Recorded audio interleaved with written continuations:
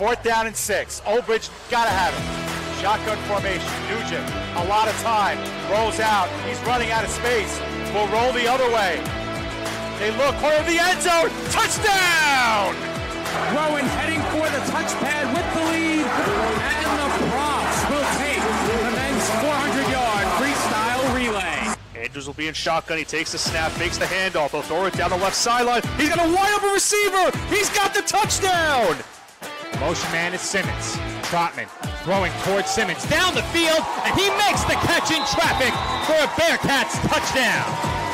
Back to pass, middle of the field. The catch is made by Britt. She's off to the races at the 40, the 30, the 20, the 10. Britt is in for the score. Back on in, here's Yoxon. Yoxon to the backhand, trying to go to the front, makes the move, a shot, and he scores! Tracy comes set and delivers. And that's it on the ground to second. Throw to first, in time, and the ball game is over. South Shore survives a late scare, and they are the 2024 New York State Little League Baseball champions.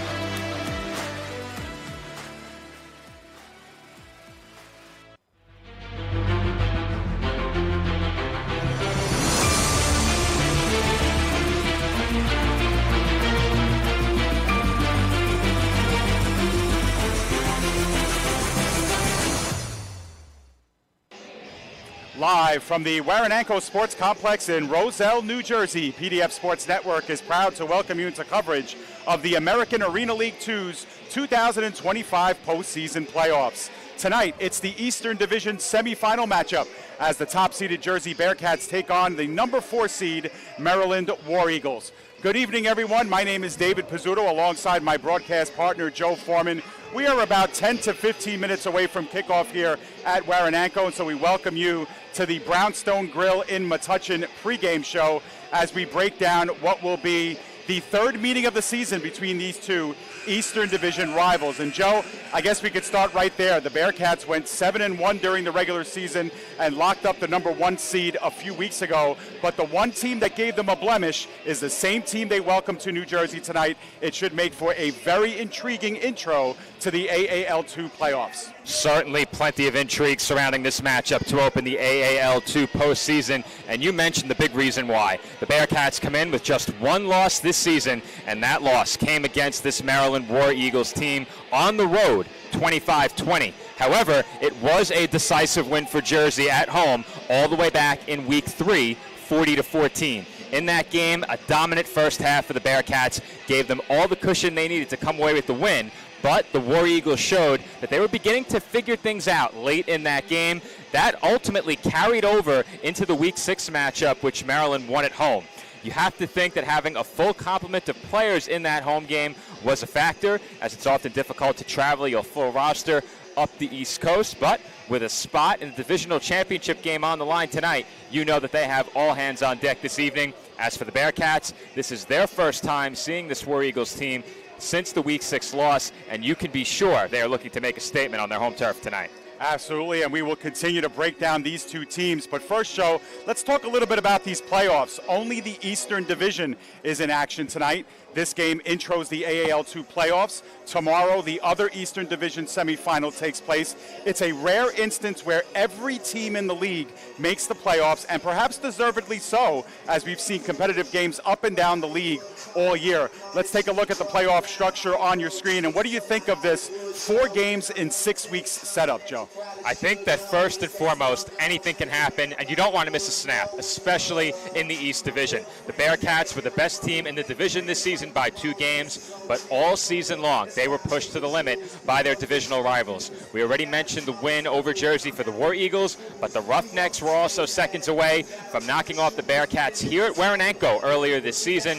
Finally, a shorthanded Stampede squad gave Jersey some trouble 2 weeks ago in the Bearcats season finale.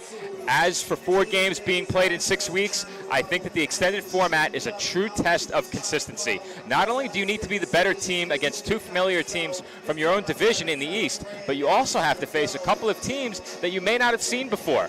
I don't believe that we've ever covered a 4-game road to winning a championship in our 3 years of broadcasting here on PDF, but in a year filled with many firsts for us, covering at least 3 and maybe even 4 games during the AAL2 postseason is among the highlights for me. Absolutely, certainly every game is one to circle on the calendar and take in. Should be a great second season in the AAL2. Joe, let's take a closer look at this matchup. Despite the loss the Bearcats suffered on the road against this War Eagles team, they've been perfect otherwise. 7-0 against their other division rivals and 2 games against the North Division. It hasn't always been clean or polished, but the Bearcats' tagline this season has been, quote, find a way, and that's largely what they've done this season. Despite some injuries and a few setbacks here and there, this team finds a way to win games, and you think they're the favorite in these playoffs to come out and win their second title in 3 years. No doubt that this Jersey team has to be the favorite to come out of the East Division and at the forefront of the championship discussion overall, but that doesn't mean that there aren't issues for this team to address entering the playoffs. We've seen plenty of sloppy games here at Waranenko this year, but as you said, Dave, this team has been able to find a way in all but one game. That being said, the Bearcats absolutely need to clean up the penalties that have set them back many times this season. They also need to finish as strong as we've seen them start this year. In the 3 regular season games that I've covered, they played a much stronger first half than second half in all of them. Then, in the 1 game I missed against the Roughnecks, you had the call for one of the most overall sloppy arena football games that we've covered here on PDF. You said it, the road has been pretty at times, but this Jersey team has plenty of talent to overcome their mistakes, and if they clean them up, you have to feel great about your odds of winning a second championship in 3 years. Absolutely, Joe. And looking on the other side, let's face it, the Maryland War Eagles record isn't impressive at 3-5, but after a 1-4 start, they have won 2 out of their last 3, including that high water mark against the Bearcats in the second half of the season. Their last 2 losses, you can see them on your screen. A 1-point loss to the Stampede and a 1-point loss to the Roughnecks. This team was realistically just a hair away for potentially being the number 2 seed in this division. And the War Eagles know that if they play their brand of football, not only can they be competitive in this game, Joe, they fully intend to shock the crowd here and beat the Bearcats for the second time this season. A War Eagles victory tonight would absolutely stun this crowd assembled here in Roselle tonight, but I think anybody who has been following the league closely this season knows just how dangerous this Maryland team is entering the playoffs. Of course, they have their signature win against the Bearcats, but they proved during the final 2 weeks of the regular season that the victory over Jersey was no fluke. I always say that you want to enter the playoffs playing your best football, and I think Maryland has spent the season moving steadily in the right direction. A 2-1 finish to the season and a rematch against the team that you beat last time you faced them has to give you a lot of confidence entering the game tonight. Great insight, Joe, and certainly great storylines to follow. With that, the stage has been set, and what we will do on the Brownstone pregame show is step aside, take a break, hear from our sponsors, and when we come back, we'll go on the field and hear from the Bearcats themselves and their expectations for tonight. The Brownstone pregame continues right here on your home for the AAL2 and the Jersey Bearcats. It's the PDF Sports Network.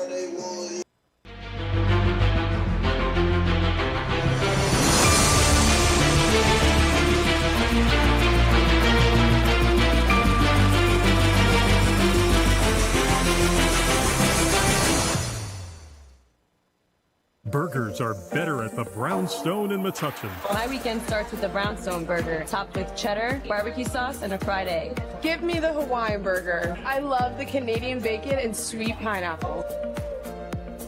How do you like your salads? Shrimp, chicken, beef?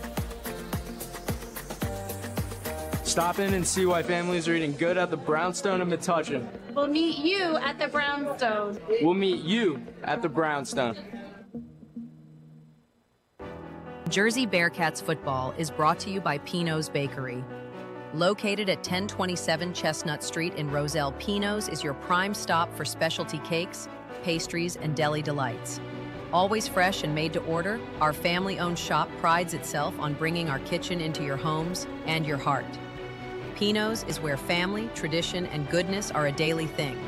Visit us at 1027 Chestnut Street in Roselle or online at pinosbakery.net. Thank you to our friends at Pino's Bakery. This fall, NSC Apparel has you covered. We have top quality uniforms with unlimited customization and great pricing. The Supersonic uniform has pro-level fabrics and embroidery, and the Sonic Speed uniform lends itself perfectly for full body designs. We also offer fan jerseys for the perfect fundraiser. Let us make you the best dressed team on the field this fall. NSC Apparel, official uniform provider of the Bearcats and the AAL2.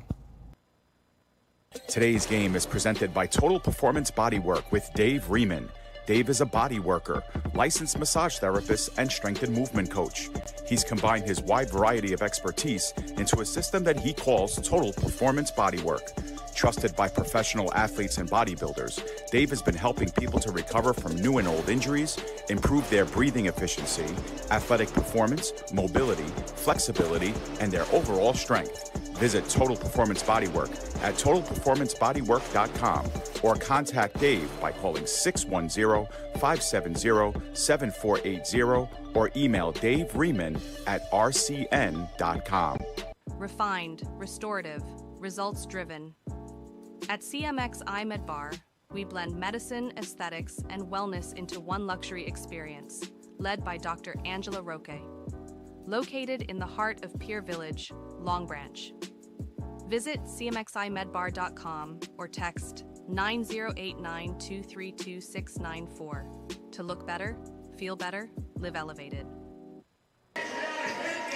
And welcome back to the Brownstone Grill pregame show. Joe Foreman here in the broadcast booth alongside David Pizzuto, who is down on field level to chat with some players and coaches. Dave is downstairs with Mateo Rodriguez. Dave, take it away. All right, Joe, here with the star quarterback, Mateo, getting ready for the playoffs. Tell me a little bit about this week of preparation for the second season. Definitely this week, we really want to come out finally at the beginning of the season. After we lost our first one, it took a little bit of our motivation away, but we had decided to add some tools and everything, add some guys to make us really competitors going into the playoffs. Now, as far as the game that was played in Maryland, they gave you your first loss. What were some of the things that they did well that posed a problem for you guys? Simple, straight. They just came out and just punched us in the mouth. They just came to play, and we really weren't heading for our game plan, doing our game plan and everything. It's lack of focus and lack of communication. So they were just a better team that time. So I know you guys have probably been thinking about that loss ever since they gave it to you. Tell me a little bit about the vibes in the locker room to get to play them again here in the playoffs. We really didn't think about the loss. We know what we can do. So we know we messed up, and we know, like I said, lack of communication. We know we were hurting ourselves, but we know we play Bearcats football. We expect to win. All right, Mateo, good luck tonight. You got it. All right, Joe, we'll send it back up to you upstairs. All right, thank you, Dave, and thank you, Mateo. We shift our attention now from the offensive side of the ball to the defensive side of the ball, as Dave is joined down on the field by Bearcats newcomer, Darren Hungerford. All right, Joe, I'm here with one of the newest Jersey Bearcats. Darren Hungerford joins the team. Darren, how's this? You wear the red jersey, you're in a playoff game. How's that feel? Definitely. It's been great to be around the guys. Practice on Tuesday, we were moving around. Everybody's very welcome in the whole organization. I'm just grateful to be here, thankful to be here, and just trying to bring any value I can today, help us win this game and move on in the playoffs. All right, absolutely. That was the question I was going to ask you. On a short, stay with the Bearcats so far, what are some of the things you have to kind of get under wraps to get you ready for game time here tonight? Just knowing, these guys have done a good job to put themselves in this position. Just me matching the energy that they've already established, coming in, just working hard, keeping my head down, learning the playbook, and then from here on out, just bringing the mentality, the physicality, the leadership that, will help us carry us over the top this week. And Darren, a lot of people thought the Bearcats were primed to win another championship this year, at least on paper. So being the favorites in a playoff like this, how does the team need to react and how does it need to play tonight? Being in this position a few times has kind of helped me, adapt. And I've been trying to tell, just bring that knowledge of when you have the target on your back, you can't wait to match the energy. You have to bring the energy. So from this point on, everybody, we're the top dog. Everybody's coming for us. So from the drop of the football to the last snap of the football, it's just mentality and physicality the whole way through. All right, Darren, it's a pleasure meeting you. Good luck tonight. Pleasure meeting you. I appreciate you guys. You got it. Newest Bearcat, Darren Hungerford. Joe, we'll throw it back up to you upstairs. All right, thank you, Dave, and thank you, Darren. But we're not done yet with our Brownstone pregame show. As always, we wrap up our series of interviews with Bearcats head coach A.J. Roque. That will take place on the other side of the national anthem. We'll be back in about 2 minutes, and then we'll hear from Coach Roque.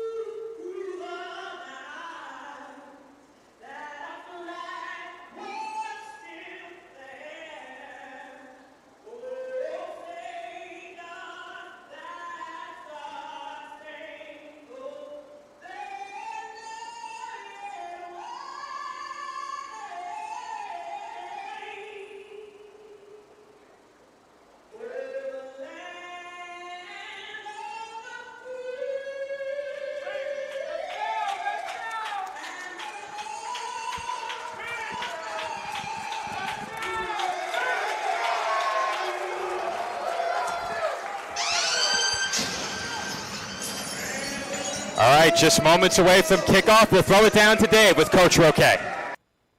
All right, Joe, here with head coach A.J. Roque. A.J., second season starts today. What have you told the troops during the bye week to prepare for this one? Let's try to go 1-0 each week, right? That's been the motto from the get. So, yeah, it's playoffs, but, nothing changes for us. Our goal doesn't change. It's almost fate that you play in the first round, the only team that beat you during the regular season. Is that something that this team kind of wanted, to get back at Maryland and face them here? Yeah, we definitely wanted a chance to get back to them. I mean, even better that it's at home, right? So, now we get to say hello again, and that's all we were looking for at some point in this season. And obviously, if you win, you stay at home throughout the playoffs. That's the virtue of the number one seed. What does this building do for you guys that energizes you? And you went undefeated this year as well here. Just being at home, right? You get to play at home, and you get your family to come out, and it's just the whole being at home vibe. You don't want to travel in the playoffs. You want to play at home. All right, so AJ, without giving away the X's and O's, what's the game plan to beating a team like this?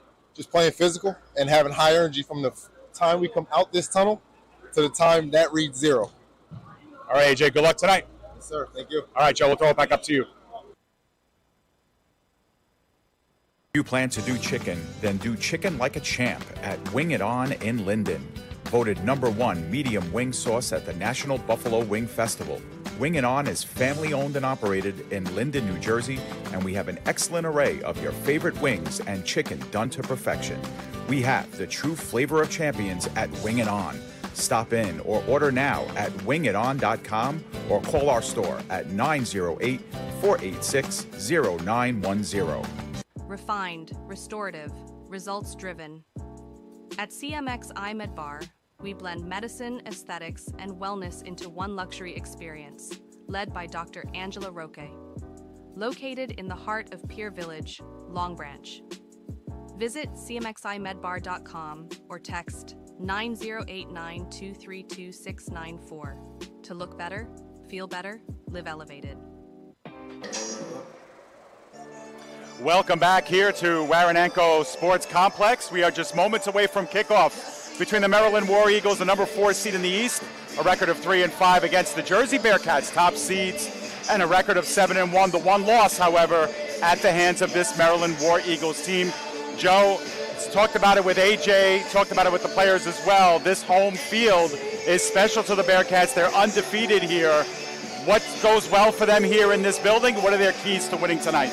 Well, I think first and foremost, if you're the Bearcats, something that has hamstrung you in games all season long, they need to clean up the penalties and make sure that they force the opposition to earn every yard. Going back to their first meeting with the War Eagles, they had that game well in hand at halftime, a 3-score lead. However, a second-half pass interference call in the end zone set up a scoring drive that all of a sudden made it a game again. And that was really key for the War Eagles to stay in that game. Had they not scored on that drive, it completely changes the complexion of the game. On the other side of the ball, the Bearcats definitely need to capitalize in the red zone, make sure that when they get down there, they convert. And defensively, an area that I'm looking for them to really step up in this game is containing the quarterback. Hunter Gruden did a lot of good work with his legs when these two teams met last time here at Waranenko.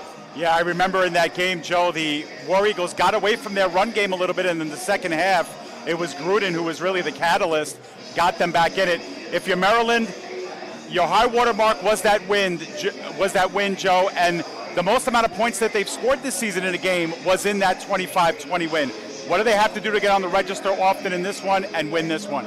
Well, first and foremost, they need to put pressure on the Bearcats quarterbacks tonight. Going back to the meeting here that we covered at Waranenko, they forced the Jersey signal callers to throw into plenty of tight windows. You force that consistently for 4 quarters, you're going to generate turnovers, you're going to get stops. On the offensive side of the ball, they have to protect their quarterback and avoid negative plays. Their first negative plays in the second half of their meeting against the Bearcats here at Waranenko came back to back to back. The result, a safety. And that effectively ended that game with about 6 minutes to go. All right, the Bearcats, as they often do, will get the ball first if they win the toss. And it'll be Ryan DeCamp who gets us started for the War Eagles. Will send it down. Kyle Ward is back deep along with a hot shot, number 14, Mel Reed. Remember that touchdown, Joe, that he had at the end of the Outlaws game. Reed made about 4 guys miss and scored on the last play of the game. So he gets the start on specials and is opposite Kyle Ward. Well, I know Coach K really liked what he did in his Bearcats debut last week. He thought that perhaps they might try and keep the kickoffs away from him. We'll see if he gets a chance here. If you're the War Eagles, you can't afford to see the Bearcats score on special teams to get things started. And we have seen teams keep the ball away from one another, especially here at Warananko with the low-hanging roof. There's a reason why they want the ball first. It's because they want to score early and put the pressure and step on the necks of their opponents. See if it plays into what they want to do. That one does hit the upper netting, and it'll be a dead ball right where it hit. So the Bearcats are probably going to start outside their own 20-yard line here, and that's just as good as a good kickoff return. It certainly is, and I always say it, the sweet spot here at Warananko for throwing down the field between the 10 and the 20. You don't want to be backed up in your own end zone, and you don't want to be far out across midfield. This is the perfect position for a team like the Bearcats that loves to air the ball out to take that shot downfield that we know they love early in the game. And it'll be spotted exactly at the 20-yard line, and it will be Mateo Rodriguez as we expected. Joe, the Bearcats did use a 1-2 punch at quarterback with Chris Crisculo as well, but towards the latter half of the season, they've really devoted a lot of the quarterbacking duties to Mateo Rodriguez. Did a lot of great things both with his arm and with his legs, so you can keep an eye on that throughout the night. And Rodriguez will work with Nas Adams to his left. Adams was not dressed for the last game against the Outlaws. And there will be 2 in motion. And looks like the Bearcats might have got ahead early. Either that or it might have been an illegal defense, Joe. We'll see what the call here, but the game starts with a yellow flag. It looks like this one's going to go against the War Eagles, and with the uniforms they're wearing tonight, I almost said the Miners did. Very reminiscent of the Wheeling team in blue and yellow last year, but they are going to move the Bearcats up 5 yards here. Yeah, and I believe that was an illegal defense, Joe. You're not allowed to have somebody creep up to the line of scrimmage. You have to be set before you can come up. And so it'll be a 1st and 5 instead of a 1st and 10. Same formation for the Bearcats. Only Stewart at wide receiver is on the line. The others are in motion. The give is underneath to Adams. Adams at first had a tough time kind of corralling that into his midsection. We do have another flag down, and Adams went nowhere. In fact, lost a yard.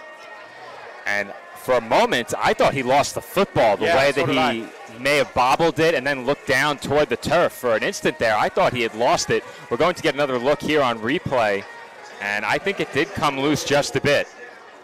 Yeah, and it's going to be against the War Eagles again, Joe, and I didn't get the official call on it, but that's going to be good enough for a 1st down. So 2 by penalty and a quick 1st down for the Bearcats. Well, you certainly can't afford to give away yardage if you're the Maryland defense. Not a great start for them, but this could force the Bearcats to put the ball on the ground a bit more. We know they can run it, but so often they love to air it out early in the game. They sure do, and love to run it inside the 10. Keep a lookout for that. Same formation again for the 3rd time. This time Rodriguez looks out in the flat and hooks up with Manny Stewart, but he's locked up almost immediately. Good job of gang tackling by the War Eagles. Frankie Sneed was in there to make the stop. And that's good discipline by the Maryland defense with 2 receivers streaking down the field. The Bearcats tried to catch them with their eyes downfield and throw that short stick route. Maryland not fooled. One of my keys to the game for them was to get to the quarterback. We've seen what Mateo Rodriguez can do when given time in the pocket. That touchdown Jersey scored late in the first half of the first meeting here in Roselle. He had 10 seconds plus to throw that football. Absolutely. So that was our first play from scrimmage. It went for nothing for the Bearcats. 2nd down and 10. Now they go heavy at the top of your screen. Both in motion from there. Rodriguez looks past the entire way. Goes near side and finds on the sideline his receiver. That'll be good enough for the 1st down. 1st and goal Bearcats, as the hookup that time was with Washington.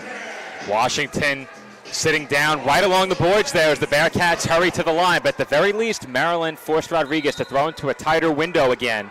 And he made no mistake. There was not a lot of room to put that football. Ball spotted at the 6-yard line. 1st and goal. This time Ward is in motion. The give is on the knee. No, it's going to be a keeper for Rodriguez. The War Eagles were not fooled, and there to make the clean stop was number 34. We do not have a 34 on our roster. I'd love to give him his due, Dave. Yeah, he made a great play there, and I think the high snap really threw the timing off on that play. I'm not sure Rodriguez could have gotten that handoff away if he wanted to, but good job there by the defensive end to keep his eyes on the football and take the quarterback down. 2nd down and goal from the 7. They work near side, and that pass was broken up. Good play on the near sideline that time by a Frankie Sneed, who crept up in there, broke things up. 3rd and goal.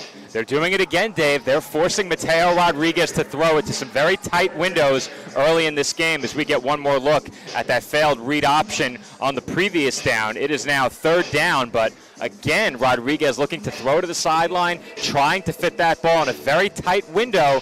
You can't make a living with those throws for 4 quarters. Yep, and you're depending on your wide receiver to make a move at the line of scrimmage, but Sneed was right there on top of the receiver. We're looking at about a 3rd and goal from the 8. Adams is in the backfield, likely to provide some improved protection for Rodriguez. It is Ward coming in left to right. Semicircles around, gets the handoff, makes a move at the 5, and is stood up there inside the 5 to about the 4, where it'll be 4th and goal. And Joe, decision time here for the Bearcats. They do have a new kicker for today's game, Jonathan Cardozo, who was with the team yesterday, but it looks like they're going for this. And they would not be faced with a decision if it wasn't for linebacker Keon Singleton on that play. Adams tried to juke and finish that run there. I should say Ward tried to juke and finish that run off down around the goal line. Adams in the rare assignment as lead blocker, and that's a big lead blocker coming out of the backfield, but another really nice play by this defensive group for the Maryland War Eagles, and they have a chance to make a huge play on the game's opening drive if they can get off the field. Big moment here. Ball spotted just inside the 4-yard line. We have 9 minutes and 20 seconds remaining in the opening quarter. This is the opening drive of the game. 4th and goal. They go heavy on the right side, all the receivers there. And it looks like Rodriguez, a designed run from the jump, and he is going to be forced out of bounds. And the Bearcats will go quietly on downs inside the 10. And here comes the War Eagles with a head of steam. In my opinion, Dave, they tipped that play with the pre-snap motion, and I think Maryland was all over it as a result. We'll get another look at it on replays. I believe we have a flag that came out. Yep. But here's one more look at it, and we get a look at the carry. But as soon as the man moved in motion, I knew Rodriguez was keeping that, and you have to think that if I knew it, the defense knew it. And he went to the right side where there was a sea of blue waiting for him as well. You get the good blocking off the edge, that has a chance, but the War Eagles knew it was coming. We had a personal foul after the play against the Bearcats, actually a offsetting personal fouls against both teams. We'll have to keep our eye on that too. We did have an ejection or a few ejections throughout the season for guys who picked up 2 personal fouls. So we'll keep our eye on that. Nevertheless, no change in field position. The War Eagles will have to start in the shadows of their own goalpost. They were hit for a safety during the regular season game that was played here in Jersey off of an errant snap. Effiio throws it out into the flat. Good move at about the 5-yard line. They get to about the 10, a little bit past that. Joshua Butcher on the catch and run. That's a good start to the drive. Get yourself out from that very dangerous territory right up against the end zone. In Arena, we see shotgun almost exclusively, and when you're in the shotgun from your own 5, your quarterback's heels are right on that goal line. You now give EO some room to breathe. So 2nd down and officially 5 as the first down marker is placed at the 15, and this ball is just outside the 10. Effiio, who we're seeing at quarterback for the first time here on PDF, looking down the sideline, on a rope and almost in stride. The pass a little bit behind Daniel Thomas, but that should have been 6, Joe. They had it, Dave. You can't ask for a better look at it than that. And not only did they have the chance at it, but EO got that ball out under a lot of pressure. He was about to get lit up on this play. He delivers what was just a bit outside, maybe on the outside corner. We'll give him a strike on that one, given the pressure, but that was as close as it gets without making the reception. What an opportunity there from Thomas. I think he'd probably say he should have had it, but he turned at the last moment, couldn't square himself up to the football. It landed maybe a foot to his right. That was thrown on a line by EO, and like you said, it was well thrown, just a little bit behind Thomas. Couldn't track it. with enough air under it. It'll be 3rd down and 5. See if the Bearcats bring added pressure here. They do. They send in a 4th. The throw is in the low flat, and a good catch and run here as Olds makes one man miss, and at the 25 gets on the positive side in Bearcats territory. And I was a bit surprised after Olds caught that football that he was able to pick up 1st down yardage. He sat down a bit short of the sticks, not by much. They certainly would have went for it, but I think the fact that 2 Bearcats were there closing in on him actually helped him out. He pivoted, quickly changed directions, and they had no chance to bring him down before he picked up the line to gain there. We'll get one more look at it. This is a really nice move after the catch, and I think one defender helped to shield off the other there. Yeah, I think Keemon Coleman might have undercut the route a little bit and was not in the greatest position. They were going one way and Olds went the other. First down of the game for the War Eagles, and they're inside of Bearcats territory. Just inside the 25, they send 2 in motion. Once again, the heat is on EO. He looks in the middle of the field. That one almost intercepted off the chest of the wide receiver, Terrell Jones, and the Bearcats had a chance. Once again, Dave, the Bearcats getting pressure on EO, and once again, he stands in there and makes a good throw. He's been impressive early. This Jersey pass rush has been impressive early, and so far, the pressure from the Bearcats has forced a couple of incompletions. One here on the drop that probably wasn't as much a product of the pressure as it was a product of a drop pass, but the other one I think was off the mark because of the pressure that the Bearcats had on the War Eagles quarterback. That one absolutely should have been caught by Jones, hit him right on the shoulder pads, and the tip drill from there leads to a 2nd down and 10. EO sends 2 in motion here on the near side. They look on the sideline. That's Olds again making the play. Price is there to shove him out of bounds, but that's more than enough for the 1st down, and it might be good enough to set up a 1st and goal. This War Eagles offense looking dynamic on this first drive, Dave. This is as impressive of an opening drive as I've covered this year against this Bearcats defense. We talk so much about what the Jersey offense likes to do on their opening drives. This defense very rarely gives up points early in games. That's a big reason why we've seen this Jersey team perform at such a high level in first halves throughout the year.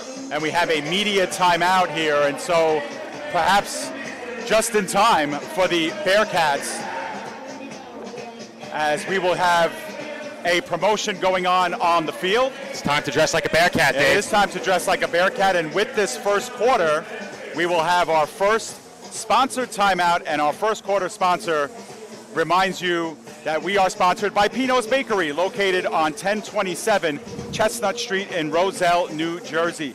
Pino's is your prime stop for specialty cakes and pastries and deli delights. Always fresh and made to order, our family-owned shop prides itself on bringing our kitchen into your homes and your heart. Pino's is where family, tradition, and goodness is a daily thing. Visit us at 1027 Chestnut Street in Roselle or online at www.pinosbakery.net. Thank you to our friends at Pino's. And Dave, it looks like they're going to have the Lady Bearcats try and dress like a Bearcat during our first quarter timeout. Now are you going to give it the old Kevin Harlan on this one, Dave? I am not. But let's see what they got first. They got the jerseys first. That's some the jerseys are the easy part. For these young ladies. Well, one's having a problem. Well, I will tell you, those elastic cuffs can be tricky, Dave. It could be. And remember, no, I can't fit them over the guns. The well-groomed hair of the ladies. You don't want to ruin that. That's true. That's true. You don't want to mess up the flow. Oh, boy. The helmet's the last one. Oh, they only had the one helmet. So whoever gets the helmet takes the win. But that looked like a bit of a showboat at the end there, Dave. She's going to take it to the house, Joe. John let her off easy at the 20. She has to go all the way down, score the touchdown. I don't know. There was a stare down and then a very slow putting on of the helmet there to wrap that one up. Now, is this the night we get a T-shirt? Oh, I can't wear white T-shirts, Dave. Well. Oh, Nick wants it. Here it comes, Nick. Oh, man, rag arm. Well, anyway, we thank our sponsors at Pino's. Thank you very much all season long. These broadcasts do not happen without the sponsorship of the Bearcats and the AAL, so please visit Pino's Bakery and all of our sponsors who help make these broadcasts happen. Without them, we do not have a broadcast here. Yeah. What were the pastries we had game one? Vanilla custard? Those custard cups, and yeah, they were the hit. Week one. I'm almost tempted to drive the 45 minutes from where I live to pick him up. It's worth it. Worth the trip. Well worth the trip. I agree. As we come back, it's 1st and goal. EO looks in the flat to Butcher. Butcher heads in towards the 5. He gets railroaded out of bounds. Couple of guys. Hungerford was the first one there. Nick Price with the finish off as well. But they'll be at the 4-yard line, 2nd and goal. Well, Coach Roquet talked about being physical in this game, and I'll tell you, that was a physical play right there. Lowering his shoulder was Butcher. He was met without hesitation by 3 Bearcats. That is a big-time collision down around the goal line. Ball spotted at the 4, 2nd and goal. Bearcats have been very good this season in goal-to-go situations by the opponents. Of course, we talk endlessly about the constricted confines down there, the rounded corners, obviously, cutting off a lot of real estate, but it is tough in this area of the field, and the Bearcats make it even tougher. EO with a strong look back of the end zone, and we have a flag down as that ball might have ricocheted off the shoulder pad of Devontae LeGrand, who I believe had good coverage, but that flag came out at around the line of scrimmage, Joe. We'll see what the call is. This play, pending the flag, was really well defended by the Bearcats. They got 2 receivers going up the field and then making a move to the inside. They tried to then sneak a receiver out of the slot to the outside very quickly with a speed-out sort of look, and the Bearcats were having none of it. I believe it was number 41, Kareem Bernard, who was able to get underneath that route, make sure that EO couldn't throw the football. Not that it would have mattered, as we had a holding call go against the War Eagles. So the holding call will back them up to about the 14, and it'll be 2nd and goal from there. And, you know, we've said it, Joe, before, that this could almost be beneficial for the War Eagles here. Getting the added real estate here opens up the field a little bit more. You like it when this happens, Joe. I personally think it is a much easier time on the play caller back here. They were in a position around the 4 where running it 3 times is by no means a guarantee. So you can't just say, oh, well, we're closer now, let's hand the ball off. Right. It doesn't quite work that way. It's much harder to gain the edge with the constricted field. It's just not the same as the NFL 4-yard line. Very different. In terms of the playbook being completely open, I'm not sure I'd want to be back at the 14 versus the 4. But if you told me the 7 or the 8 versus the 4, I think you have more play calling options from the 7 or the 8. That's my opinion on it. I'm sure there are coaches who would adamantly disagree with me. Well, Maryland did call their first timeout to discuss this. And with 3:05 remaining in the first, they sense this is a big opportunity for them. Perhaps a chance to call a couple of plays in that last huddle. As we get ready to go here, Butcher was in motion from right to left. He'll set up as the slot. They send 2 in motion. Very heavy here on the low side. EO makes his own room, and the pass was caught in the low flat. Pickup of about 4 or 5, but Joe, here it is, 3rd and goal from the 8. That's the right read on that play, Dave. EO got absolutely smacked after he makes this throw, but that was another very well-designed play. If that ball comes out sooner, there's a chance that on the play, the receiver Jones is able to turn upfield and take it for a touchdown. You'll get a look here on the replay, but he sits down. He is open right away, facing the quarterback. That extra half a second for that football to come out allowed the Jersey defense to make the tackle at the point of the catch. Good short tackling by Tariq Pusey as well. Now they go heavy at the top of your screen. 2 in motion on 3rd and goal, and we have flags once again as it'll be a false start on the offense as the receivers were ahead of the play. Well, the War Eagles have done themselves no favors down around the end zone on this drive. Holding penalty, now a procedural penalty, false start on 3rd and goal, and undoubtedly, they have 4 downs to get this. They don't have to get it all in one shot, but that gain you had on the previous play from scrimmage now negated with that penalty. Clock continues to run here as we have 2:10 remaining in the first quarter. Both teams have had the ball just the one time. The Eagles still on their first drive of the game. But it will be a 3rd and goal from the 14.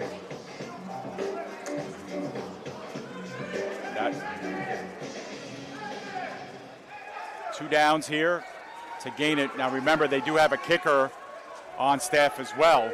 He's been very good in Ryan DeCamp this season. EO making his own time, scampering to the right, tries to get out of trouble, leaves the ball down on the carpet, and getting to it, if they rule it a fumble, was Kareem Bernard. And indeed, do we get a signal here, Joe? I don't believe we did. It is fourth down. Fourth down. That was not a fumble, and I think It is about as close as it gets. I was about to say I think that's the right call, but I'll wait for the replay. Yep. We have the benefit of the replay. Let's use it and take a look. Yeah, we'll see it, and maybe we'll see it a second time even slowed down as we get the knee down and then the ball comes out.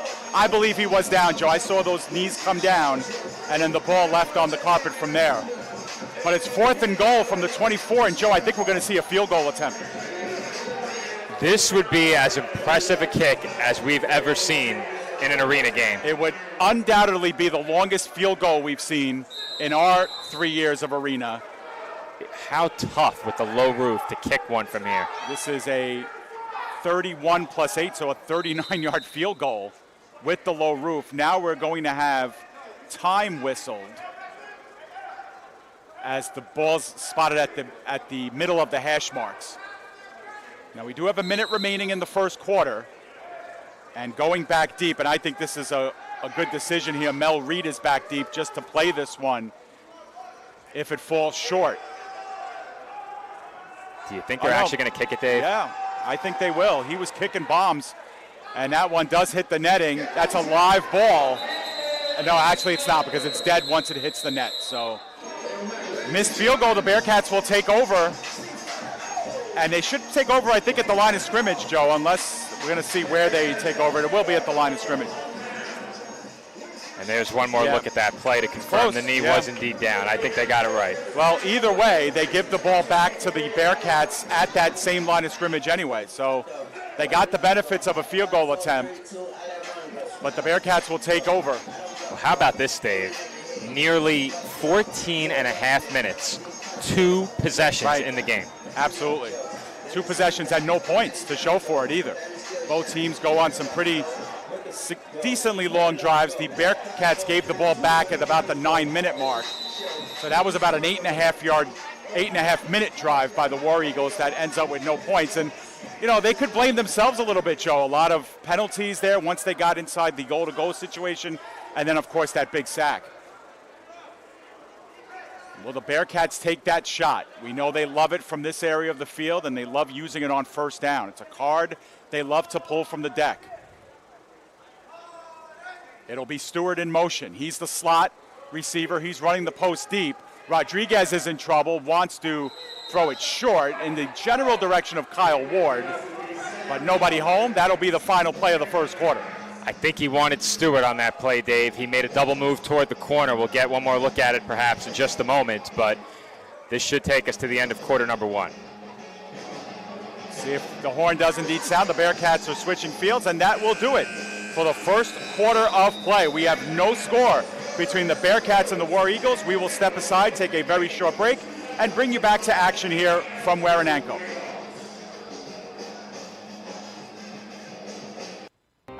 The Jersey Bearcats are proud to welcome the sounds of DJ Sparks for the 2025 football season. As heard on Blazing 98.5 FM, DJ Sparks is perfect for nightclubs, concerts, corporate and sporting events. Bringing the party to you. The best sounds and the best time with DJ Sparks. Contact DJ Sparks on social media, email, or by phone, and let's get the party started. DJ Sparks, proud supporter of the Jersey Bearcats. This fall, NSC Apparel has you covered. We have top quality uniforms with unlimited customization and great pricing. The Supersonic uniform has pro-level fabrics and embroidery, and the Sonic Speed uniform lends itself perfectly for full body designs. We also offer fan jerseys for the perfect fundraiser. Let us make you the best dressed team on the field this fall. NSC Apparel, official uniform provider of the Bearcats and the AAL2. Burgers are better at the Brownstone in Metuchen. My weekend starts with the Brownstone burger, topped with cheddar, barbecue sauce, and a fried egg. Give me the Hawaiian burger. I love the Canadian bacon and sweet pineapple. How do you like your salads? Shrimp, chicken, beef?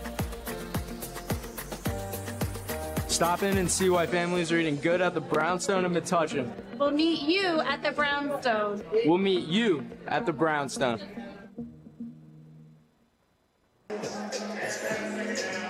Welcome back here to Warananko Sports Arena in Roselle, New Jersey. Nighttime setting in here, and we are scoreless at the end of one. Joe, 2nd and 10 coming up for the Bearcats. Jersey, again, looking to take the shot downfield on first down. You thought perhaps they should look to run the ball a bit, try and soften up this Maryland defensive front. It's done a good job early in this game. Something we spoke about while we were on break. Like to see the Bearcats run the football a little bit more. Instead, they go offside as once again the sink on the snap not there as Kyle Ward was well ahead of the play. We've spoken a lot about the pre-snap penalties and the penalties that have hurt the Bearcats, and it's been a theme throughout the league this year, at least in the games we've covered. I think the second man in motion has really seen a dramatic increase in procedural penalties and pre-snap flags. I think it goes without saying that's a big reason why, and more often than not, when that flag comes out pre-snap, that's the reason. Yeah, 100%. We've seen it more and more this year, and that's, of course, one of the new rules that was put in place in the indoor game is you are allowed 2 now in motion, and teams have gotten tripped up with it. See if it costs the Bearcats here. 2nd down and 15 on their second drive of the game. They were held scoreless after a goal-to-goal situation. Both teams were in the first quarter. Rodriguez sends him in motion again. He's looking near side in the flat. Catch was made just beyond the 25-yard line by Stewart. And it'll be a 3rd down and about 9 coming up, 9 or 8. And if you're Maryland, you are perfectly content with that. And I think if you're Jersey, if you can do that each and every down, you might be able to march up the field with these short completions. Something's got to give. Eventually, the top may come off that Maryland defense, or Jersey may break one of those short passes away.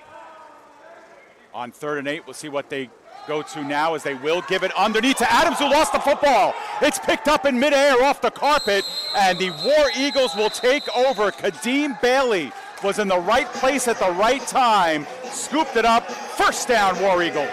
And we thought earlier in the game that Adams may have lost his grip on the football. That was his very first carry. He gets the ball again right here, I believe for the 3rd time in the first quarter plus. And you'll see it right there, a hand on the football. Once again, Keon Singleton making a big play for this War Eagles defense. He kept Jersey out of the end zone on their first drive. He forces a fumble here on drive number 2. Yeah, and that was Adams trying to bring the ball from his right arm to his left arm, Joe. On that transfer, he lost the ball. But like you said, the War Eagles getting a fist in there, disrupting the ball, and now they take over at the 20-yard line on their second drive. Penalties and turnovers, they are huge intangibles in these games. And both teams have been victim of the penalties, and now we see our game's first turnover. Maryland almost turned it over on their first drive. EO, the flip pass over to Butcher. Butcher gains the 20, the 25, and gets a push close to the 1st down. He'll be very close to it, as coming in to polish him off from behind was Javon Young. I would love to know, in regards to this play call, Dave, if this is an option to throw it down the field or pitch it to the back. The way that EO is standing in the pocket, it almost looks as if he's reading his receivers first and then has the option to pitch it to the back if he's open. Let's get one more look at that, Nick, very quickly before this snap and see if we can make out exactly what the play was. Now, we're not seeing it on my monitor for one reason or another. You're only seeing it on yours, Nick, but we'll come back to it later. So it will be a 2nd down and short here. EO sends a couple in motion, and they're offside again, Joe. And all right, let's check it out now. Yeah. So we'll get another look at that last replay. There it goes. I think they're setting up blocks. Maybe you have the option to throw it out of the slot down the field, maybe. But it looked to me as if that's a design run. Maybe the quarterback has the choice to keep it. Either way, what on the surface looks to be a very simple play call has been very effective early. We've seen them flip it to the back Butcher 3 separate times already. But they go 5 yards in the negative column again with a pre-snap penalty. Once again off the mistimed snap. That time it was Terrell Jones who went ahead of the play. 2nd down and 6 yards to go. EO making his own room, scampers down the sideline, 1st down and more as he dips inside the 15. Before bringing him down was Barry Turner. And I said it during the pregame, Dave, one of the keys for the Bearcats, contain the opposing quarterback. Back in week 3, it was Hunter Gruden doing a lot of damage with his legs. Right there, F.E.E.O. doing damage with his legs. And I think that's a product of this Maryland team's ability to throw the ball and run it. They've been very, very balanced early in this game. You really can't afford to allocate a QB spy with how balanced their play calling has been. And a good job by EO to see that Keemon Coleman was coming in on the blitz to his right side, and that's when he decided to move left. A lot of open real estate there. 1st and 10 from the 13. And number 13 goes back to pass in the flat, and that one was dropped. Once again, the intended receiver was Jones in the flat. And that would have been a nice first down gain there. If Jones secures that and turns upfield, I think they get anywhere between 5 and 7 yards on that play, and that sets you up in really good position, likely inside the 10-yard line. Instead, it is dropped, 2nd and 10, 4-down territory all the way, and perhaps from this spot on the field, you could consider a kick. The way your defense is playing, if you're confident in your kicker and end up in a 4th down situation, I think you try it. Quite possible for sure, especially if they can get another couple of yards here. But on 2nd and 10, we'll see what they have dialed up. Butcher is at the line of scrimmage. And up high was Thomas, but now we have a whistle, and we'll have, I believe, the 2nd timeout taken by the War Eagles here in this first half. Well, once again, I think, as you said before, Maryland now can talk over a sequence of plays here. You talk over the 2nd down play call, and then you start talking about the 3rd down play call, perhaps, given situations. Now, you don't want to overload your offense with play calls in the huddle, but I think you have a play call and then a play call if and one more if. You know what you're looking to do. You have a thorough game plan here. You know how big this drive is if you're Maryland, because they've once again taken a lot of time off the clock, and if they can get a lead entering halftime, they will be receiving the football in the 3rd quarter while in front in this game. That would be huge. And I think the way this game has gone with a couple of really long possessions to start it, you're about at that point where you start thinking about that. How many more times are we going to touch the football here in the first half? Yep, and the more you have the football in your hand, the less time it's in your opponent's hands. Just simple math in that respect. But the Maryland War Eagles looking to puncture the scoring column. EO once again has a lot of room in front of him. To the 5, he gets flattened at about the 2 or 3. Big hit by LeGrand on EO, but that's good enough for a first down. That is a touchdown saving tackle by Devontae LeGrand on that play. I thought EO had it all the way, Dave. You and I both thought he was headed for the end zone and likely would get there without much trouble. Instead, he gets demolished at the end of that play. LeGrand putting everything on the line to keep him out of the end zone, as you'll see here on the replay. We'll get another look at it, but again, going to that left side after Coleman comes in on the right side, that 4th guy coming in, Joe, on the blitz, and EO is recognizing it, and we're going to have another sponsored timeout here as we are inside of 9 minutes to go. And with this timeout in the 2nd, it's all about fitness. I think we're going to have a hula hoop contest here in this one. Our contestants will do their thing, and it's sponsored by Infinite Athletic Training located in Piscataway, New Jersey. They're also part of our 2nd quarter giveaway at Warananko, the Electrolyte Boost. Imagine hydration, but without the water. Get your performance back on track. Get boosted with the Electrolyte Boost. For samples, fundraising for your team, or to purchase packets, contact Jermaine Sanders, co-owner of the Jersey Bearcats, at 201-667-6374, or email at jerseybearcatsarenafootball@gmail.com. And let's make sure we stay fit after all these great snacks at Warananko with Infinite Athletic Training, www.infiniteathletictraining.com.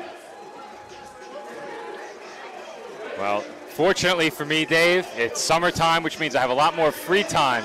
I've been getting fit again. We've been back in the gym, and this hardly looked like a fair contest. Well, initially, it looked like one of our Lady Bearcats had it in the bag, and one of our fans near the end there came surging back. Now, was it keep the hoop on from start to finish, whoever keeps it the longest, or was it total time hooping?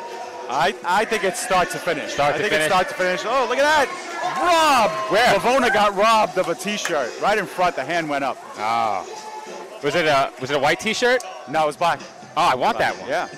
Why haven't we gotten T-shirts? Well, that T-shirt's toss sponsored by the folks on your What screen, shirt is Infinite that? Athletic Training. And it's an XL. That's my and size. the Electrolyte Boost. Thank you to our sponsors. That's a nice shirt. As we get you back to action. Thanks, Nick. It'll be first and goal. In order to get the shirt, you got to do the hula hoop contest. It could be you, Nick, and Pat. I forfeit. On the field. You could get me, Nick, and Pat down into your, your bathing suit. It's the summertime, and do some hula hoops for the ladies in attendance. I left you I'm speechless. There you go. Butcher on the toss. He's going to get held for a loss, and a pretty heavy loss at that. Loss of about 3 or 4 on the play. Good job of pursuit that time, led by Nick Price. Bearcats making some big tackles down around the goal line these last 2 plays. Another huge hit. And just going back to the previous play where EO had a chance to get in, I thought maybe if he went low he had a chance. There was no chance on this play. Butcher slowed down and then wrapped up. No opportunity to break that one out of the backfield. But, man, if you're Jersey, it looked like they were about to go behind by 6 points. It may be easy to forget that play by LeGrand as this game goes on, especially if the Bearcats do ultimately win by a couple of scores. But if this game ends up close, I think that's going to be a huge key play in this game. Just over 8 minutes to go here in the first half. Second down and goal from about the 6. EO gets swallowed up. Might have had a man in the flat. It was Old, but he never saw him as Price was in there, Garner was in there, and Chris Rohn for the extra measure. They had as easy a touchdown as you could ask for, Dave. Pitch and catch. Old's wide open from the moment the ball was snapped. Yeah. They ran this play at the other end of the field, and I think what happened is EO remembered how Jersey defended it. Last time they ran that play, I believe it was number 41, Kareem Bernard. He undercut that route when they ran it down at the other end of the field. I think that caused EO to completely look off that passing pattern and didn't throw it that time. He had it. That was an easy pitch and catch for a touchdown. Instead, it is third and very long. Yeah, if we get another chance to see that at some point later, Joe, you'll notice that when Olds turns around for the ball, EO had already 2 or 3 jerseys on top of him. That one is in the flat and was tipped by Joey Ramirez at the line of scrimmage. That'll be 4th and goal from inside the 15. Here comes the field goal unit, Dave. They're going to try the kick.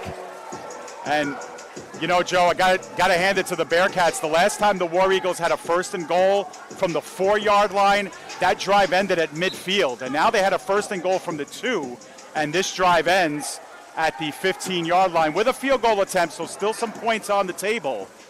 It was a missed field goal last time.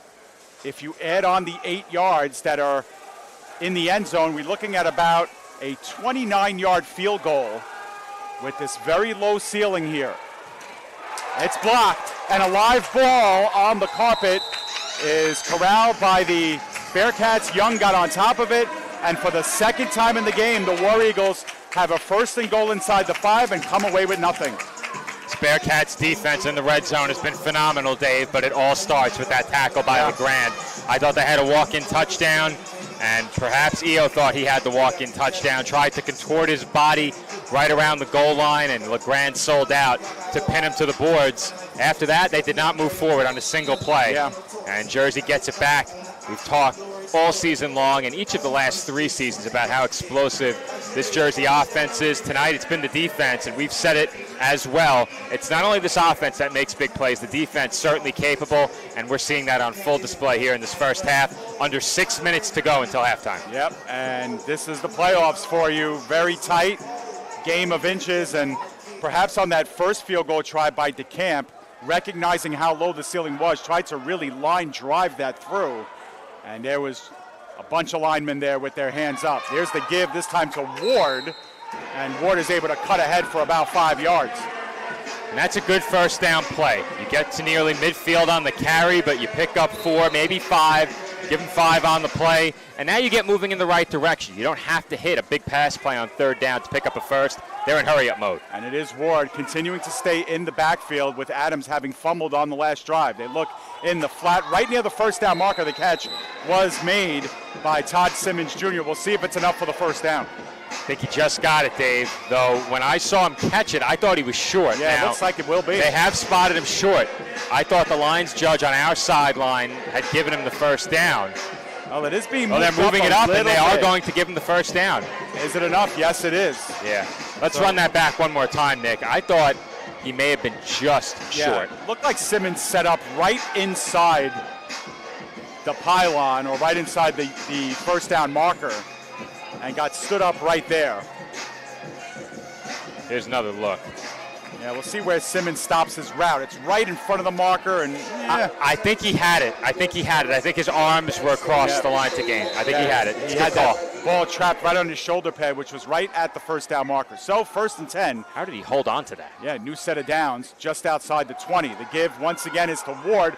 Ward does make the first tackler miss. Piles ahead forward, loses his helmet for good measure.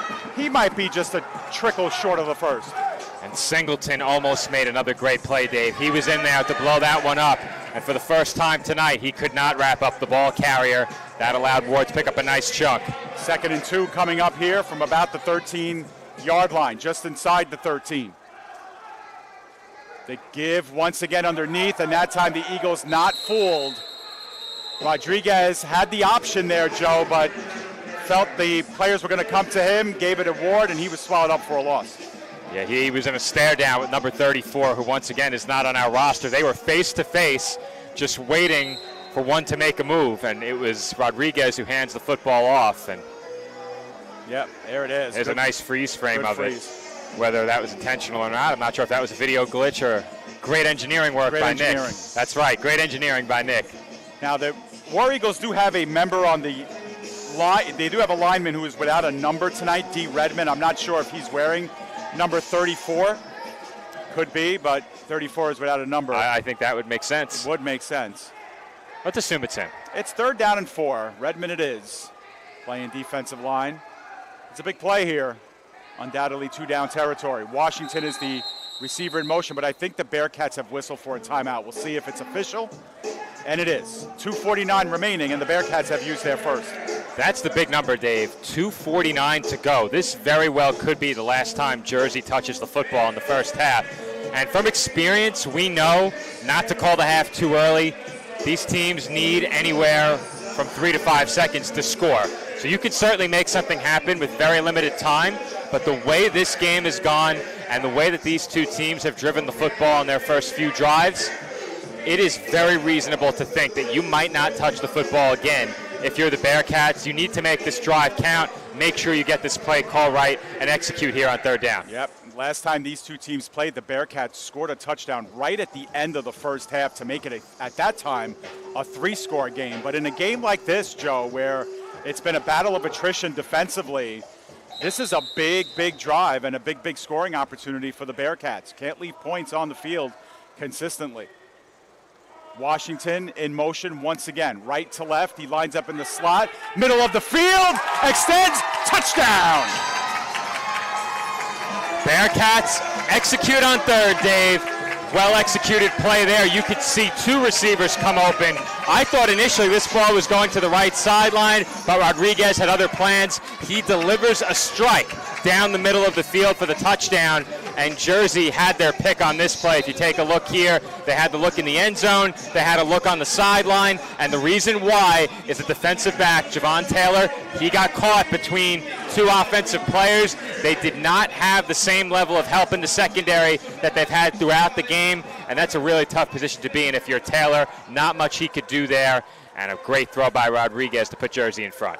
Jonathan Cardoza for the point after, hits the top first, no good. Now, they're in the rules, Joe, it does say that if it carries over, because we've seen that happen before, but I think it was hit too high up, and so it's no good. I don't know under what circumstance. I mean, it looked good to me, but if it hits the ceiling and goes through, and it's good in some cases, it certainly should be good in that case, because that very clearly was headed right down the middle, and it rebounded off the ceiling and landed through. Yeah, my guess is that it hit the top netting too much in front of the goalpost, and it aided it into the goal. That could be the result. We've seen it hit a little bit closer, and that has counted before. But in any event, 6-0 as Cardoza joins the Bearcats for this game. He was with the Bearcats last year on this roster and was with the Wheeling Miners for a better part of this season after attending training camp with the Bearcats, and now he's back here for the playoffs. All right, Dave, we have some help from the live chat. Number 34 is Ty DeSilva, who is also not on our roster. Right. Yeah, but that is. But thank you, live chat. That is Ty wearing number 34. So thank you to TJ Big Country Cother. Yeah, hopefully I didn't butcher that as well. Big Country, that's a good nickname right there. 1:56 to go, first half. First one. Points of the game are scored, and Maryland is going to get some good field position here. I was just about to say, Joe, with 1:53 left, if you're Maryland, you're going to have to hurry down the field, but maybe not, because they'll have the ball inside of Bearcats territory to start this drive. So I believe that hit on the Bearcats side on the netting, but they're going to place it at the 20-yard line of the War Eagles. So the Bearcats have struck first blood here. It's 6-0. Last time these two teams played, the Bearcats pitched a shutout in the first half.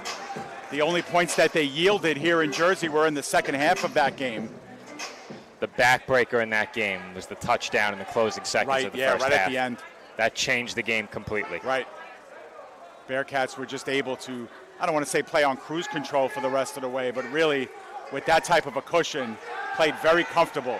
They worked towards the sideline, intercepted by Tariq Pusey. Pusey making a move and scampers close to the goal line. He's out of bounds inside the 5. Bearcats back with the ball, first and goal. Pusey had it thrown right to him, Dave. Miscommunication there between quarterback and receiver as we have reached the 1-minute warning. Now he's trying to get a look toward the Maryland bench to figure out who was in the wrong here. And I'm not sure it really mattered, because if that ball goes down the field, it's intercepted. If you throw a route underneath, Pusey's all over it. And then Pusey did a phenomenal job to stay in bounds down inside the 10.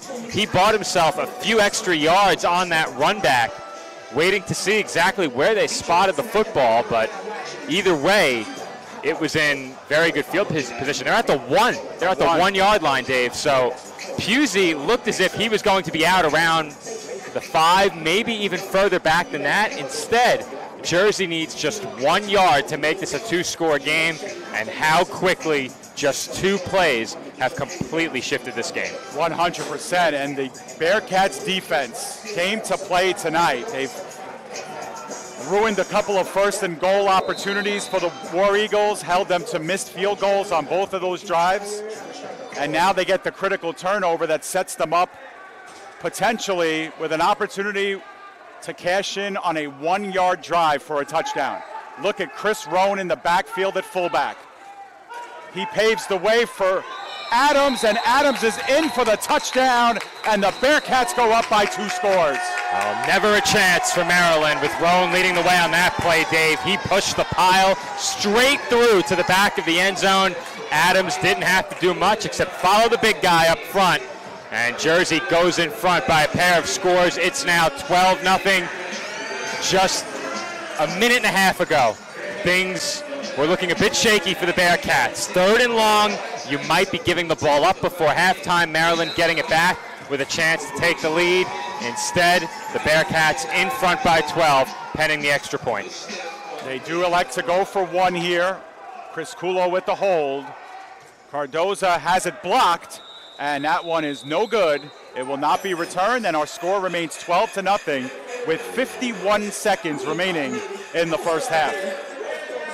51 huge seconds for the Maryland War Eagles, Dave. They need points. Yeah, they do. You can't go into the half down by 2 scores, given what we've seen so far in this first half from the Bearcats defense. I think you really have to prioritize this drive. Are they capable of making up a 2-score deficit, receiving the second half kickoff? Absolutely. But this Jersey defense in this game has really been phenomenal down around the end zone. If you don't eventually hit the big play, if you're Maryland, you may not score in this game, because so far they have not shown us the ability to punch it in down around the end zone. That's right. And, you know, if you're Maryland, you got to be really careful here too, Joe. You do have plenty of time with 51 seconds and 1 timeout, but the Bearcats know you have to put the ball in the air, and they've been getting to EO often. causing distress in the backfield, and they're coming off of their first pick. So if you're the Bearcats defense, you might be smelling a little blood in the water as well. Line drive kick this time. Bounds up in the air and taken at about the 1 yard line. The War Eagles gaining the 10-yard line before getting punched out of bounds was Daniel Thomas. And the Maryland War Eagles will be about 40 yards away from pay dirt with 43.8 seconds remaining. 43.8, an eternity. The one thing you can't afford is a turnover, and typically I'd say priority number one, make sure the Bearcats don't get the ball back. But I think in the playoffs, Dave, that's playing it too safe. You have to go for the score here. You can't go into the half trailing by 2 scores against this Bearcats team. Your offense has had a pretty good first half. Not great, but it's been pretty good. They've moved the ball. That being said, the number that matters, the 0 up on the scoreboard. They've moved the ball. They have to make it worth something. No better time than on this drive. Officially spotted at the 13-yard line for the War Eagles. They have been able to move the ball in this first half. They've just gotten stonewalled once they've gotten inside the Bearcats 5. And, of course, the turnover on the last drive. At the bottom of your screen is Glenn Keller. It will be a pitch out to Butcher, but flags all over the place. Breaks up the continuity of that play, and it looks like it'll be against the War Eagles. The officials are discussing it right now, and if this is against Maryland, they've picked it up. So they'll redo the down here, first down. Now, do they put that time back? Well, it was 43.8, we said. Yeah. It's down to 41.6, so they lost 2.2 seconds. Could be critical. I think the second should go back. Yep, and it looks like that's what they're doing. 43, they're going to put the time back on the clock, and that's the right thing to do. Yeah. I don't know if they'll get the milliseconds, but they should. They should. You never know. Now, if the clock stops at milliseconds, can you run a play? Or it'd be tenths of a second? 10 seconds, yeah. That's what I meant. Well, they gave him a bonus, 8 tenths. They gave him a bonus, 8 tenths. All right. It's a game of inches and a game of tenths of a second. Now they put it even 44. Oh, there we go. 43.6. They got shifted 2 tenths of a second. That is true. We got receipts up here. In motion is Butcher. They are way offside. Yeah, I was about to say, how is that legal? It's Jones guilty of the offsides call again. That's the second or third against Jones. And that's got to be frustrating here for the War Eagles because they're adding up now. It'll be 1st and 15. As you back up and move closer and closer to your own end zone, I think that's where your priorities begin to shift a little bit from we need to score to protect this football. You need the clock to run after one play of positive yardage to get this to a point where you're very close to the end of the half. And I think you want to force Jersey to use their timeouts at the very least. At the very least, make Jersey use their timeouts. Yeah, I was going to say you have to do something productive with the ball too because the Bearcats will easily use their timeouts and get the ball back with 30, 25 seconds. I think with Maryland backing up, Jersey now can really start to feel as if they have a shot to get this ball back. Well, it's 1st and 15. They'd love to at least run a play here. The War Eagles after a couple of stops to the first down here. EO under some pressure, dances out of it, comes out towards the 15, the 20, the 25, and slides down, gives himself up just inside of Bearcats territory. That's good enough for the first down. And we have a stoppage and a timeout called by the War Eagles. That's their final timeout. Bearcats defensive coordinator John Valentine thought they were out of timeouts, but that indeed was the last one. They had one. 33.2 remaining, so that's still lots of time. And boy, did the War Eagles need that, Dave. EO just got away there, was able to keep his balance through the shoestring tackle attempt, and after that, he brings it across midfield to the Bearcats 24. And if you're Jersey, do you consider maybe putting a spy on him now? Because I think the odds of them running the football with the back are slim to none. I don't think you try it. So I think you can afford now to maybe put that extra defender in a QB spy role and keep your eye on EO. Well, it was Hungerford who missed the tackle, and he is the middle linebacker here. And got enough of the shoe to maybe take him down, but then EO just danced around it. And instead of a 2 or 3 yard gain, it became a 21 yard gain. Ball's at the Bearcats 24 yard line. 2 in motion. EO under pressure again, throws it short, incomplete, broken up by Tariq Busey coming up over top. And that felt like a throw out of necessity, Dave. EO felt the pressure coming, didn't have anything down the field, and he took a chance there. Pusey already has 1 interception. I wouldn't say he came close to a second, but he was in a spot there coming in on the receiver and closing in on that football where he at least got his hands on it, and you don't want to see the DB get his hands on the football this late in the half. Still, though, maybe a beneficial incompletion because they only would have gotten about 4 or 5 on that play, and the clock would still be running. They would have been forced to spike here on second down. Instead, it's 2nd and 2. Jones was all sorts of offside again.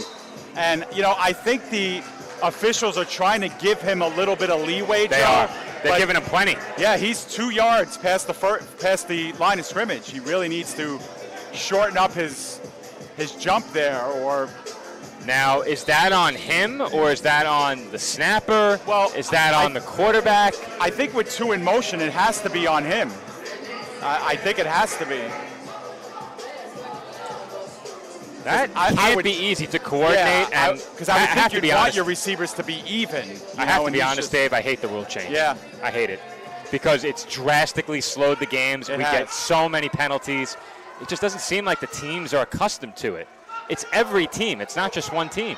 2nd down and 15. EO pressure to his left. Throws one up. It is incomplete. Went off the fingertips of Daniel Thomas. It was a little bit underthrown, and Barry Turner was there to interfere with the catch, but there was one again that the War Eagles were very close to completing. Well, I think Thomas has a touchdown, if not for Barry Turner, because Turner broke it up.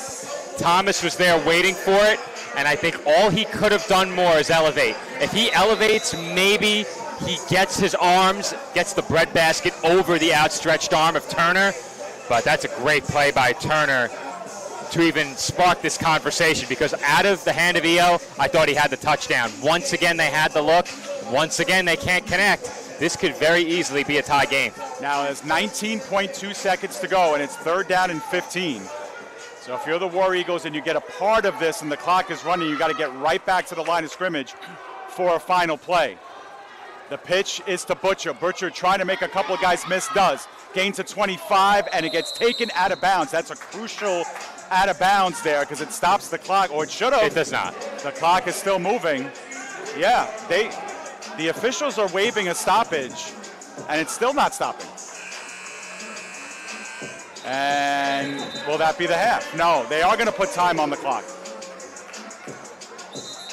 Well, Maryland's leaving, Dave. Well, Maryland and the Bearcats were leaving too, but it's clear as day. They marked him out of bounds.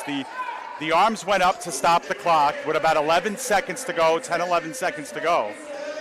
It'll be 4th down and 8. I am shocked at how content they were to just leave, Right. Dave.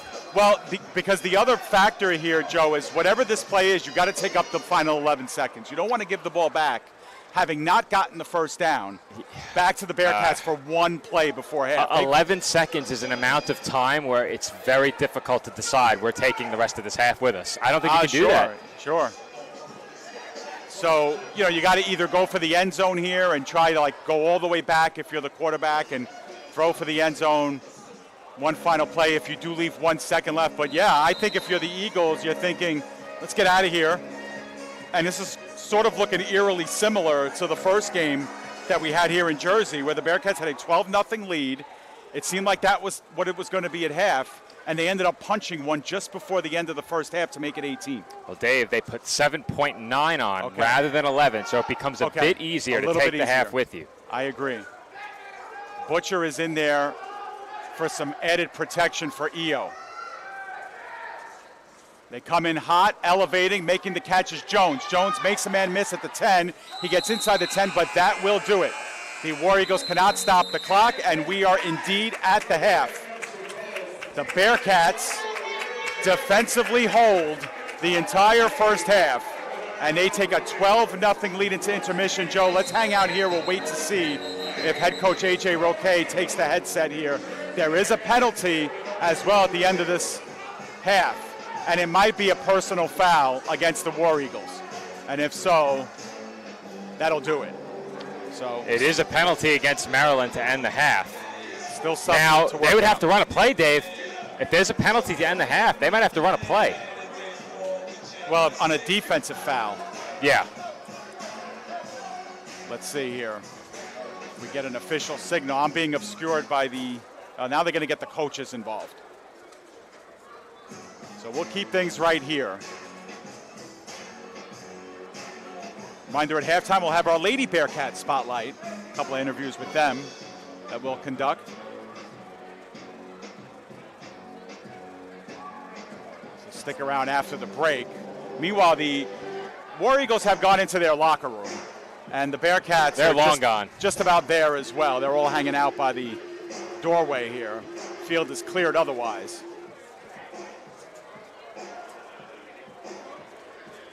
My guess is that the coaches will discuss how the personal foul is going to be enforced. I would think you have to enforce it to start the second half. Possibly. Or run up another play. It looks like, I was just keeping my eye on AJ to see if he grabs that. We'll have to unmute him if we do. So before we throw it to break, we'll see if head coach AJ Roque will join us. I don't think he will. He forgot about us, Joe, and you know, that's typical of head coaches. I would say we're very forgettable, but that would be a knock on the network now, wouldn't it? He's got other things on his mind. So what we will do is we will take a break. When we come back after our full allotment of sponsors, we'll talk to our Lady Bearcats and get you ready for the second half and break down this first one. At the end of the first half, it's 12-0 Jersey. Stay with us. This is AAL2 playoffs on the PDF Sports Network.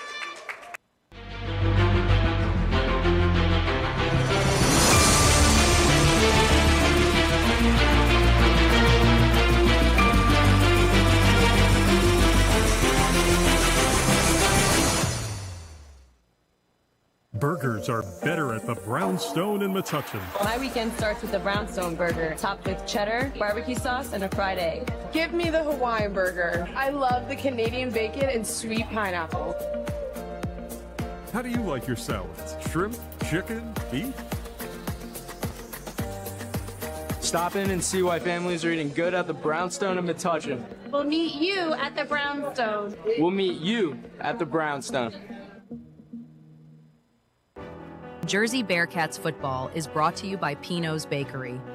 Located at 1027 Chestnut Street in Roselle, Pino's is your prime stop for specialty cakes, pastries, and deli delights. Always fresh and made to order, our family-owned shop prides itself on bringing our kitchen into your homes and your heart. Pino's is where family, tradition, and goodness are a daily thing. Visit us at 1027 Chestnut Street in Roselle or online at pinosbakery.net. Thank you to our friends at Pino's Bakery. This fall, NSC Apparel has you covered. We have top quality uniforms with unlimited customization and great pricing. The Supersonic uniform has pro-level fabrics and embroidery, and the Sonic Speed uniform lends itself perfectly for full body designs. We also offer fan jerseys for the perfect fundraiser. Let us make you the best dressed team on the field this fall. NSC Apparel, official uniform provider of the Bearcats and the AAL2. Today's game is presented by Total Performance Bodywork with Dave Riemann. Dave is a body worker, licensed massage therapist, and strength and movement coach. He's combined his wide variety of expertise into a system that he calls Total Performance Bodywork. Trusted by professional athletes and bodybuilders, Dave has been helping people to recover from new and old injuries, improve their breathing efficiency, athletic performance, mobility, flexibility, and their overall strength. Visit Total Performance Bodywork at totalperformancebodywork.com or contact Dave by calling 610-570-7480 or email Dave Riemann at rcn.com. Refined, restorative, results-driven. At CMX iMed Bar, we blend medicine, aesthetics, and wellness into one luxury experience, led by Dr. Angela Roque. Located in the heart of Pier Village, Long Branch. Visit cmximedbar.com or text 9089-232-694 to look better, feel better, live elevated. KKT. InvestStars is now a proud sponsor of the Jersey Bearcats. and the AAL2. No matter what needs you have, F. Tarkin Jones will develop the right solution for you. See for yourself the star treatment you will get with KKT, InvestStars LLC. Call today at 201-290-4802 and be a star, just like the Bearcats. If you plan to do chicken, then do chicken like a champ at Wing It On in Linden. Voted #1 medium wing sauce at the National Buffalo Wing Festival. Wing It On is family owned and operated in Linden, New Jersey, and we have an excellent array of your favorite wings and chicken done to perfection. We have the true flavor of champions at Wing It On. Stop in or order now at wingiton.com or call our store at 908-486-0910. The Jersey Bearcats are proud to welcome the sounds of DJ Sparks for the 2025 football season.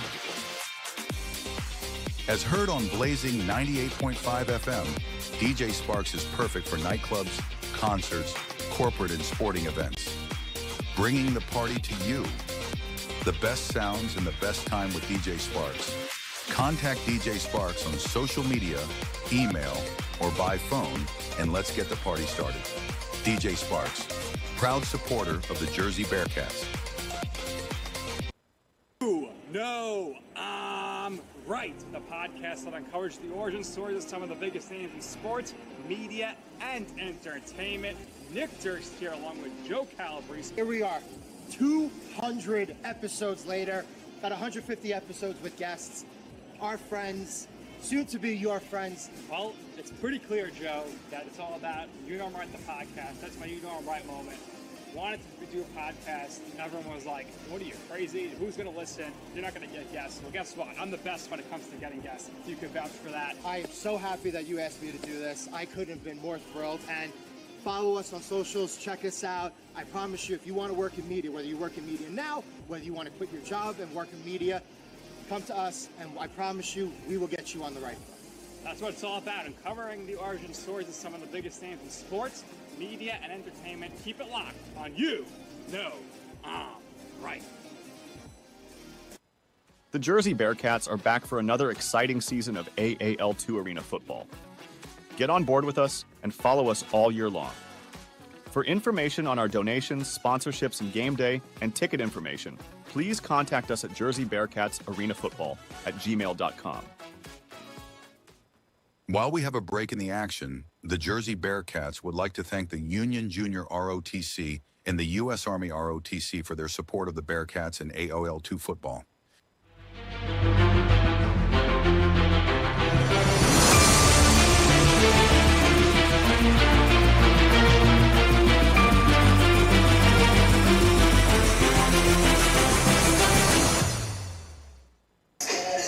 All right, we are back here live from the Warananko Sports Arena in Roselle. It's time for our Lady Bearcat Spotlight, and we have Pina joining us from downstairs. Pina, first and foremost, great show here at halftime for the fans. Tell me a little bit about what goes into that choreography each game during halftime.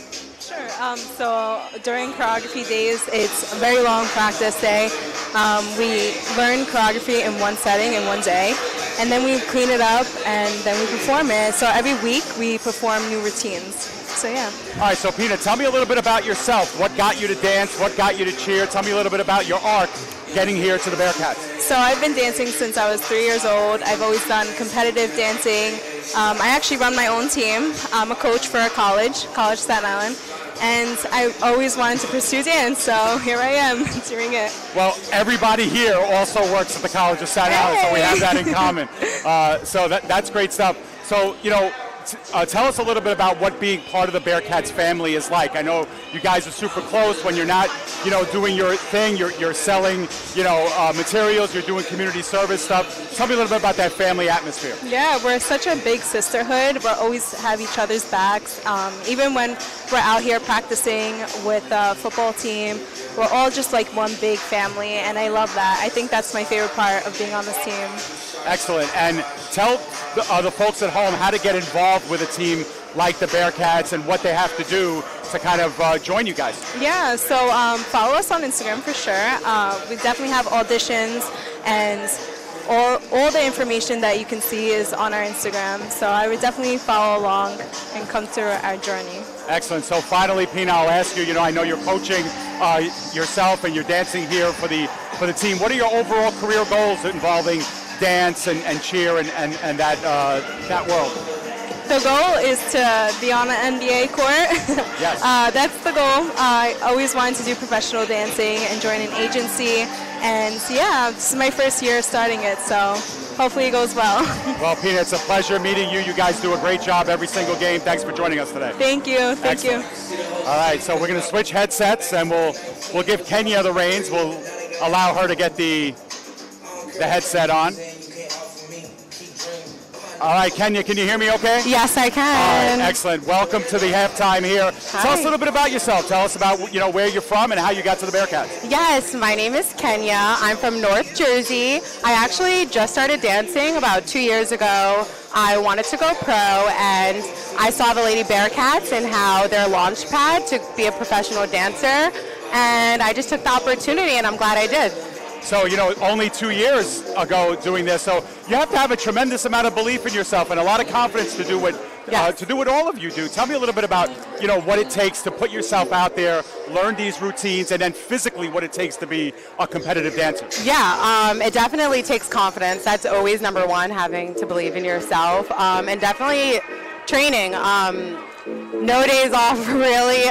We learn sometimes 2 to 3 routines a night and have to perform it that weekend. So definitely practicing outside of practice is very important to be a professional, because it's a very fast-paced environment. And like I said, this program really just gives us what we need to prepare for that. So excellent. And I was mentioning to Pina as well that you guys have a really large team too. So tell me a little bit about the family environment, getting along with everybody, doing stuff outside of dance as well with the team. Yes, it's a team of sisters, really. In the beginning, we were a bunch of girls who didn't know each other, but being in such an environment that's intense and fast-paced, you kind of need each other to rely on, especially when things get hard. I have a couple of teammates that I meet with sometimes outside of practice. We go to the studio, we give each other feedback, so it's nice to have someone that has your back and just you can always turn to when you need somebody. Excellent. So Kenya, I'll finalize by asking you, what are some of your long-term goals? I know you said you wanted to go pro. Yes. What does that look like for you? Where would you like to go pro? What sports? Yeah. Tell me a little bit about that. I definitely want to get into NFL. That's a big dream of mine. I'm looking at Texas. I would love to go to Texas and cheer. It's really big over there. And yeah, I feel like arena football is a good place to start. So yeah. Awesome. Well, Kenya, it's a joy watching you guys do what you do every single week. You guys are super talented. Thank you for joining us here at halftime. Thank you so much. Excellent. Bye-bye. Thank you. All right, that was our Lady Bearcat Spotlight, and about to go on headset is our head coach, AJ Roque, who will join us here at the half. He's done this before, put on the headset. Hey, AJ, you hear me all right? Yep. Excellent. So, AJ, first question I have for you, it was a struggle a little bit to get on that scoreboard at first, but you called the timeout right before the touchdown. What did you see that made you call that next play? Did you see something there before the touchdown? Well, we called the exact same play. I seen confusion. Okay. And we just seen their safety. Once we went in loop motion, he was moving over. So it was just confusion on the right side, not so much the guy going in motion. I just wanted to make sure we got it right. Excellent. Now, you said during pregame you wanted to play physical. You guys are playing physical. Your defense has been getting after it, and it put a 0 on the scoreboard. You win a lot of games that way. Tell me a little bit about how impressed you are with the defensive performance. Yeah, that first quarter, we were letting the quarterback get outside. We weren't containing. 5 minutes or so, second quarter left. I think that's when we really turned it on, and we expect to continue to, keep putting on pressure and playing physical this second half. All right, AJ, you're up by 2 scores. Last time you played them, they had a pretty good second half against you guys. Tell me what it's going to take to put them away. Keep that same energy up. That same energy that we just ended that first half with, we got to start with the second half and finish out till that clock hits 0. All right, Coach, best of luck in the second half. Yes, sir. Thank you. All right. AJ Roque joining us here as we get set for the second half. That takes us right into our third quarter. Great chance to get to know a little bit more of the Lady Bearcats, who are just as much a part of this Bearcats organization as their counterparts in red here tonight. and they do a great job. We're happy to spotlight them. And Joe, pretty typical what we expected AJ to say. Keep up the intensity, keep up the momentum, and put away this War Eagles team. We've said it all season long, Dave. What you and I have been looking for from this Bearcats team is 4 strong quarters. Once again, Dave, they find themselves halfway there. The offense probably didn't get off to the start they were hoping for, but they rectified that in the second quarter, and I think overall you have to be pleased with that first half. Your defense was phenomenal, especially where it mattered most, down around the goal line. Your offense made enough plays to put your team ahead by 2 scores, and now you have a chance, perhaps, with a stop and 1 more score to put this game away early in the third. If you're Maryland, on the other side of things, you score here, you're right back in it. Absolutely, and perhaps if you're the Bearcats, you like this. Your defense will take the field first, coming off of a very impressive first half. We heard AJ say, first half a little bit sloppy. They gave up a lot of yards on the ground, especially to EO getting out of the backfield, but they did put a lot of pressure on him, conversely, and forced him into a couple of tough throws. They certainly did, and early in this game, EO was up to the task.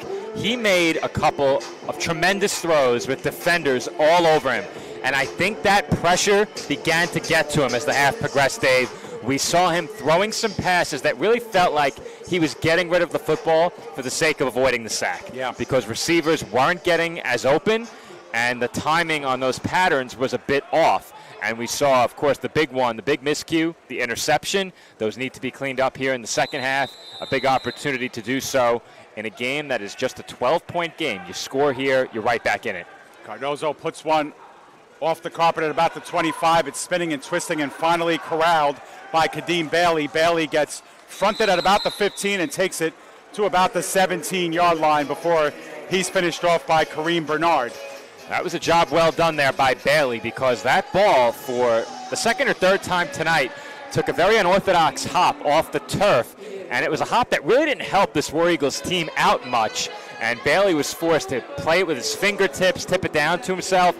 He took what was, as I said, a bad bounce and turned it into a pretty nice return out to about the 17-yard line, maybe the 18. The War Eagles had the ball in Bearcats territory 3 different times in the first half, including twice inside of the 5, could not score points. Now their backs are up against the wall and they need a response, down by 2 scores. EO working out of the shotgun.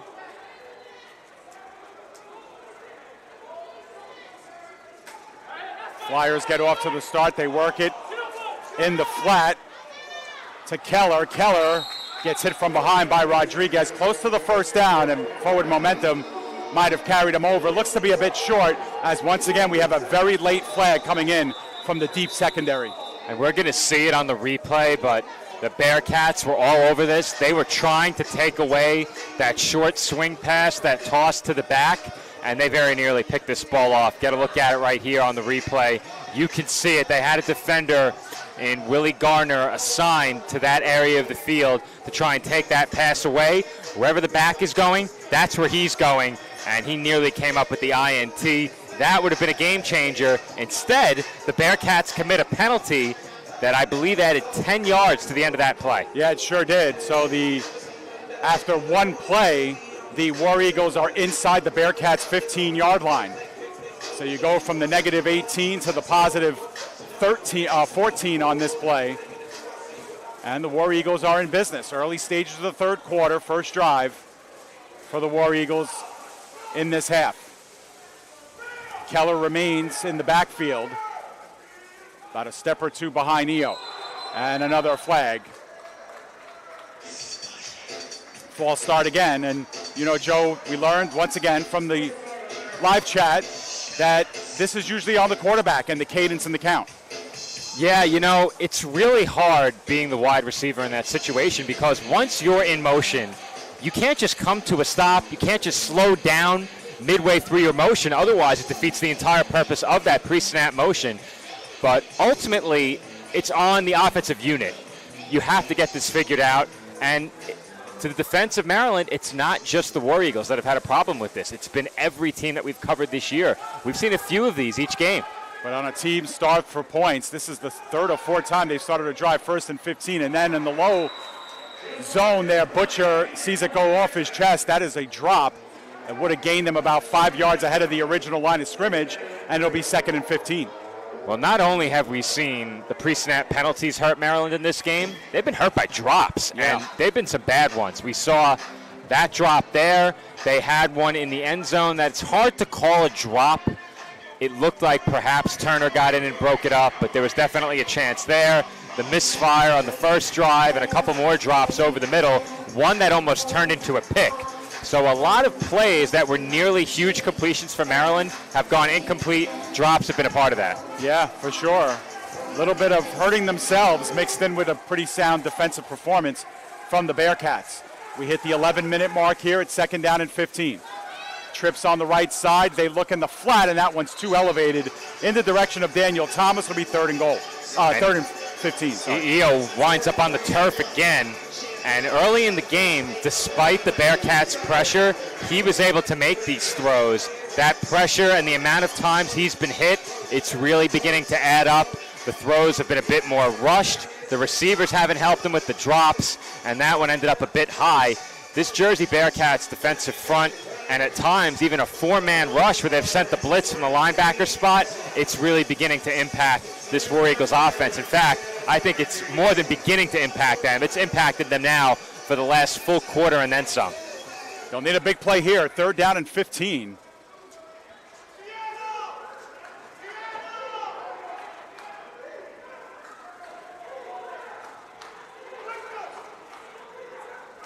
Two in motion. They bring in 4 to the Bearcats. They look in the end zone and through some traffic, touchdown, Olds. They brought the blitz again, Dave, and an incredible throw and catch gets Maryland on the board. Olds came down with it between 3 Jersey defenders, took a big hit midair, held on, tremendous throw by the quarterback, EO, and Olds does a great job to hold on. Here's another look at it. And once again, you see the pressure coming. They picked it up really well. And I'm not sure what was more impressive, that throw or that catch. Yeah, just to continue to hold that through the process of going down. Olds with a terrific job. And there's only one place to put that where that could be caught, and EO dropped it in. Extra point, it's a big one, and it's up and through. It's 12-7 and a 5-point game. And just like that, the Eagles backs up against the wall, need a response, get one. We said it during the pregame, Dave. The Bearcats were looking for 4 strong quarters. It took an incredible throw and catch to put points on the board for Maryland there, but they make it happen. As you said, the extra point, the big one. Jersey 0 for 2 on extra points tonight. That's something to keep in mind moving forward in this game. But given what we saw from Jersey's defense in the first half, that drive is a statement and perhaps even a bit surprising because the Bearcats' defense down around the end zone has been phenomenal. That being said, they were backed up a bit further from the end zone. It gives you the chance to make that downfield throw. I say it all the time. I think more often than not, it helps you. I think it certainly helped Maryland right there. They're right back in this game, and to their credit, unfazed by the 0 on the scoreboard in the first half. They put up 7 to start the third quarter. Yeah, one of the things that you like to say, Joe, is you can always tell the kind of quarterback you have by how they throw the ball under pressure. And EO has been pretty good in that department, and that was another example there. Did have a pocket to step into that time, but again, the heat has been on all game long, and that was an absolute dime. They picked up that blitz pretty well. This one skips off the turf at about the Bearcats 20, end over end at the goal line, and it will be Reed. Reed scampering and 180ing off of one tackler and gets it to about the 20-yard line, so the Bearcats will take over with 8:55 remaining in the third. If you're giving up no more than an extra 5 yards or so, I think you might want to kick it away from him. He is a dynamic returner. We saw what he can do in the pass-catching game as well when we covered this team a couple of weeks ago. He's definitely a player to keep your eye on moving forward for the Bearcats, a late addition to the team late in the season. And he's made an impact quickly in very limited touches, mostly as a return man. But put the ball in his hands, good things can happen. Programming note for those of you at home and who are watching live, obviously our Wi-Fi has prevented us from broadcasting in 1080p tonight, so we're going in 720 to get you as close to a seamless broadcast as possible. But at the conclusion of tonight's game, we will be uploading a full HD copy of our broadcast here, so something to look forward to later in the evening or tomorrow, as a cleaner copy will be coming your way. Bearcats' first drive of the third quarter. Washington was in motion, but it is the pitch out to Adams. Adams shrugs off one tackler, but can't gain the line of scrimmage back as he is upended by Frankie Sneed right at the line of scrimmage, 2nd and 10.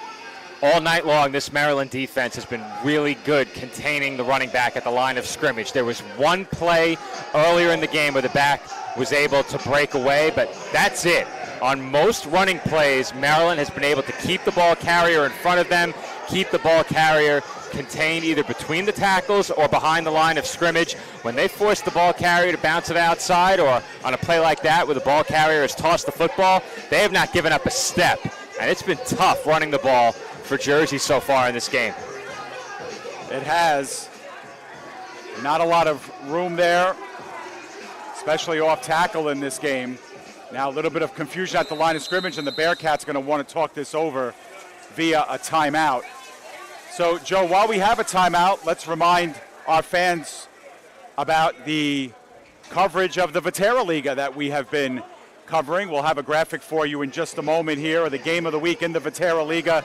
Next sees us a week from Sunday. On Sunday, June 29th, 1:30 p.m., we go from Tampere, Finland, to see the Tampere Saints taking on the East City Giants, the Vetera Liga, the top American football league in the country of Finland. It's been a blast covering the Vetera Liga so far this year. We had a championship rematch in week 1. We got our first look at the Saints in week 2. And now we have a Division I championship rematch in week 3. For those unfamiliar, the Vetera Liga, the NFL of Finland, Division I, just a step below that. Both the Giants and the Saints promoted from Division I last year. They face off in week 3. We resume live action. The fake pitch to Adams. That ball stripped off of Rodriguez. He's able to pick it back up, reach for the first down, and is just short.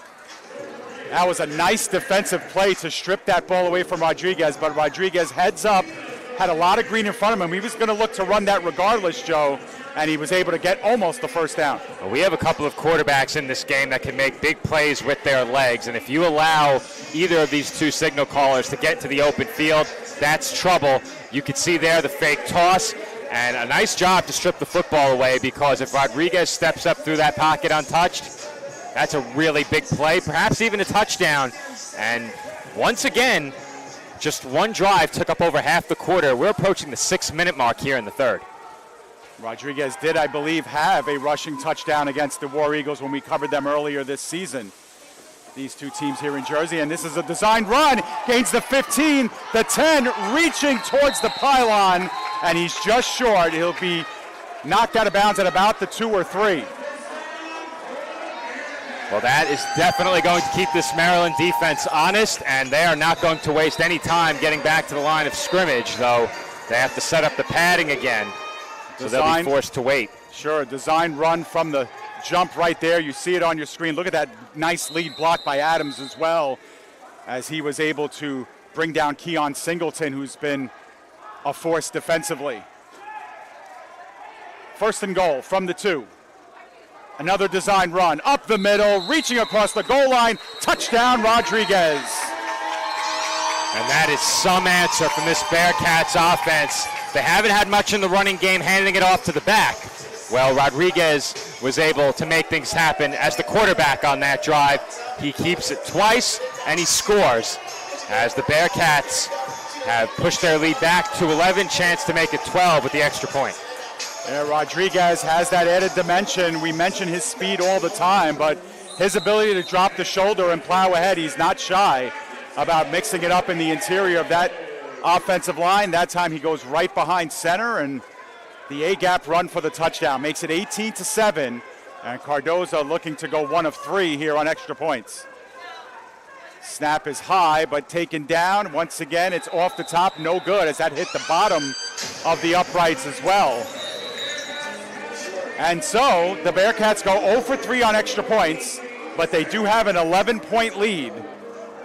Well, that miss does matter because Maryland has shown a willingness to kick field goals in this game. And if they end up in a position where they need to kick one, trailing by 11, you make it a one-score game. Though I don't think you kick it even in an 11-point game, if you're close to the end zone, 4th down, I think you go.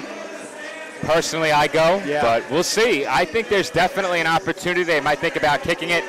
As we have a break in the action, let's hear about our third quarter sponsor. All right, while the Lady Bearcats take the field and we get ready for another giveaway, we'll have some prospective champions joining the field looking to win a prize, and champions deserve championship rings. And Zolnir championship rings are the official ring provider of the Jersey Bearcats and the AAL2.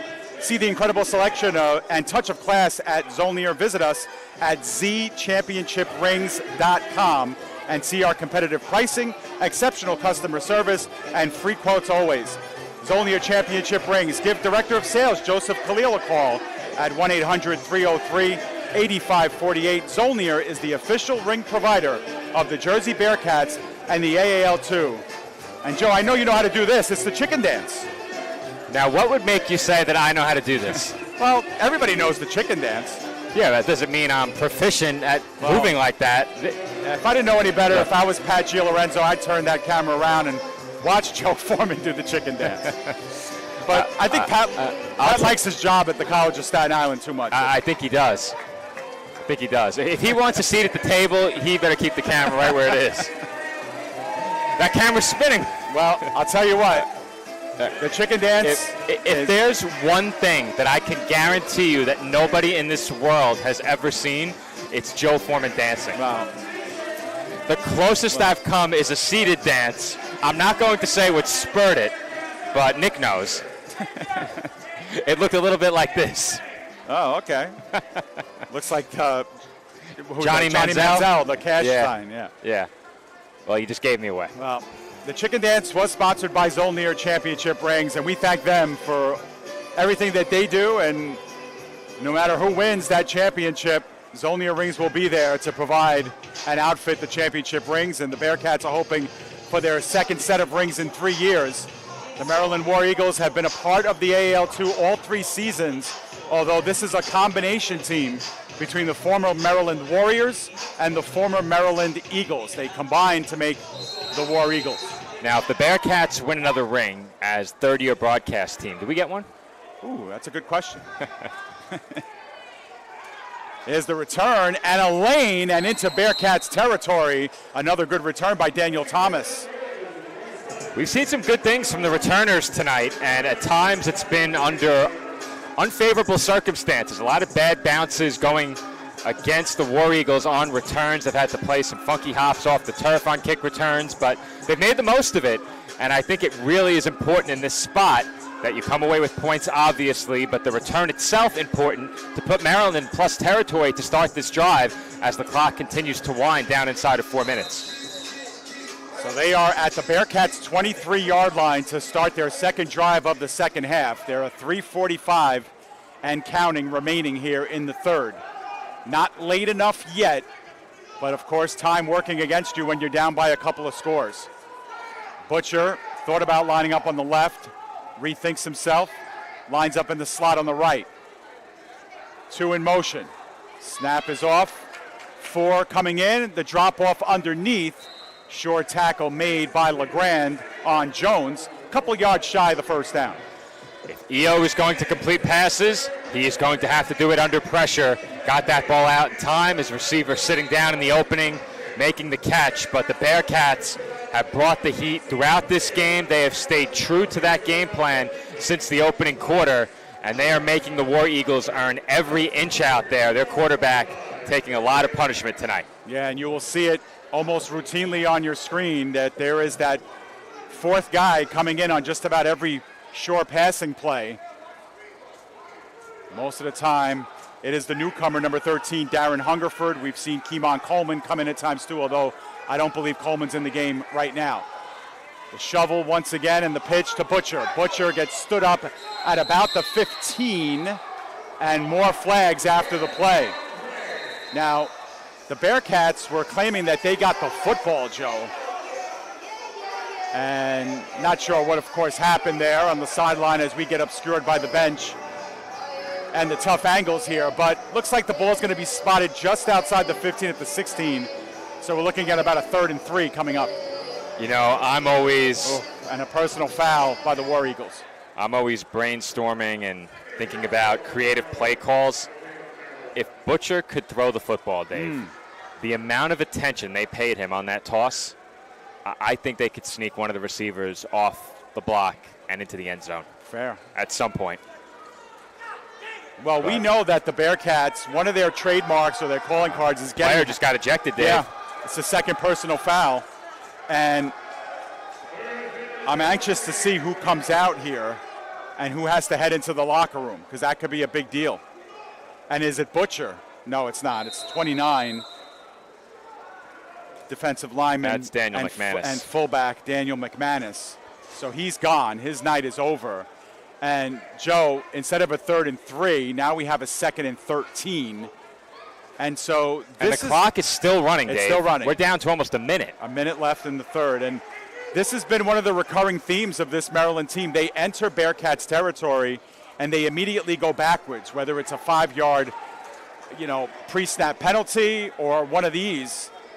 They have really amassed a lot of penalty yardage on offense when they are on the Bearcat side of the field. 2nd down and long.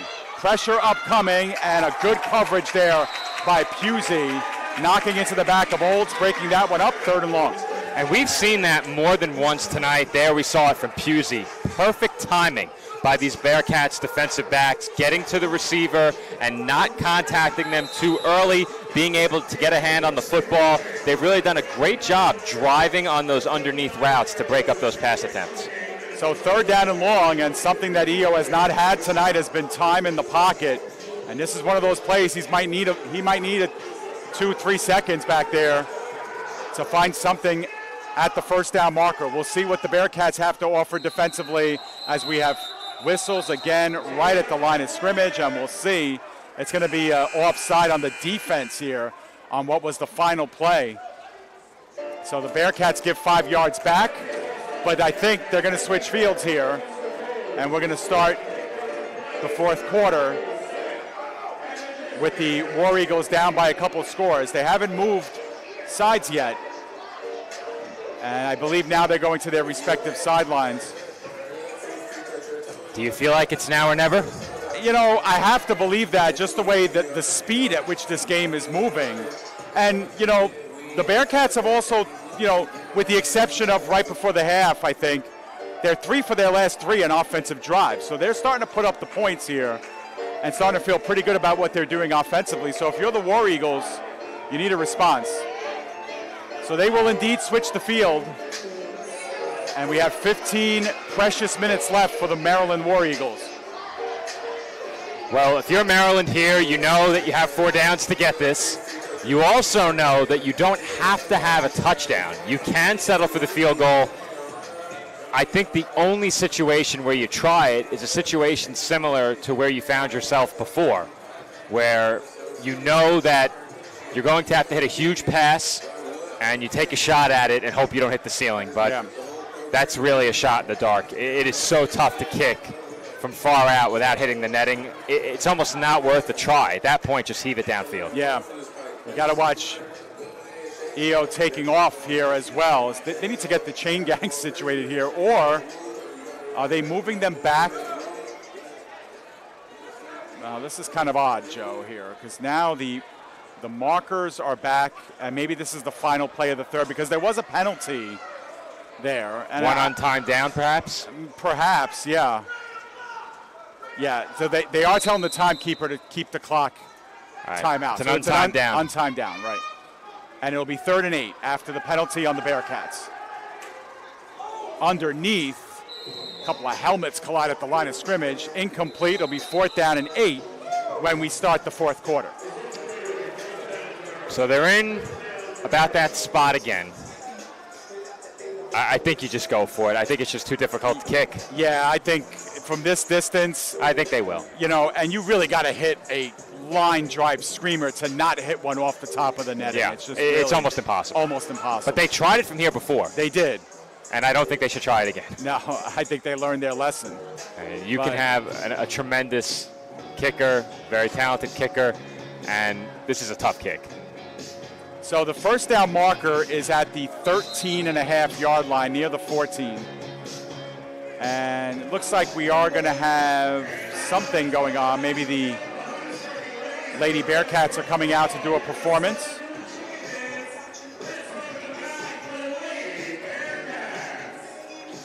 And they are headed back out. So we'll have a quick time. Go ahead, Joe. If you're Maryland here, you only need 7. You don't need a huge play here. And I think Jersey is going to be well aware of that. We've seen time and time again Maryland look to hit that underneath curl route, running the deep shot behind it. The Bearcats have really been all over that underneath route. I think if there's any concept you haven't shown them yet where you run that curl route and put a deeper route behind it, now's the time to go that way. You go that way now, try and hit that. If there's anything you haven't showed them, now's the time. Yeah, I believe you're right. I also believe they'll probably leave Butcher in for some extra protection on EO, and I think if he doesn't see anything right away, he has to trust in his legs to try and get to that first down marker. He's proved pretty elusive, and when he gets a full head of steam, he's difficult to catch up with. And another call I wouldn't hate, the Bearcats have been doing a lot of blitzing. If you know that they're probably going to blitz, do you use that against them? Maybe take your halfback and have him lead the way for the quarterback, design run? I think what AJ was telling us at halftime, too, is they allowed him to run too much, and I think that's because they were telegraphing the blitzes, Joe. They were either coming from the right or the left, and when they were coming from the right, EO was recognizing it and taking off to the left. When they were coming in from the left, vice versa. So they have to be really, if they're going to sell out and bring in an extra guy or even 2, you got to make sure you're plugging up the lane so that EO can't step up in the pocket and take off. Because he does have the ability to recognize the blitz. He's shown that already. 4th down and 7. Big play here. Ball's at the 21-yard line of the Bearcats.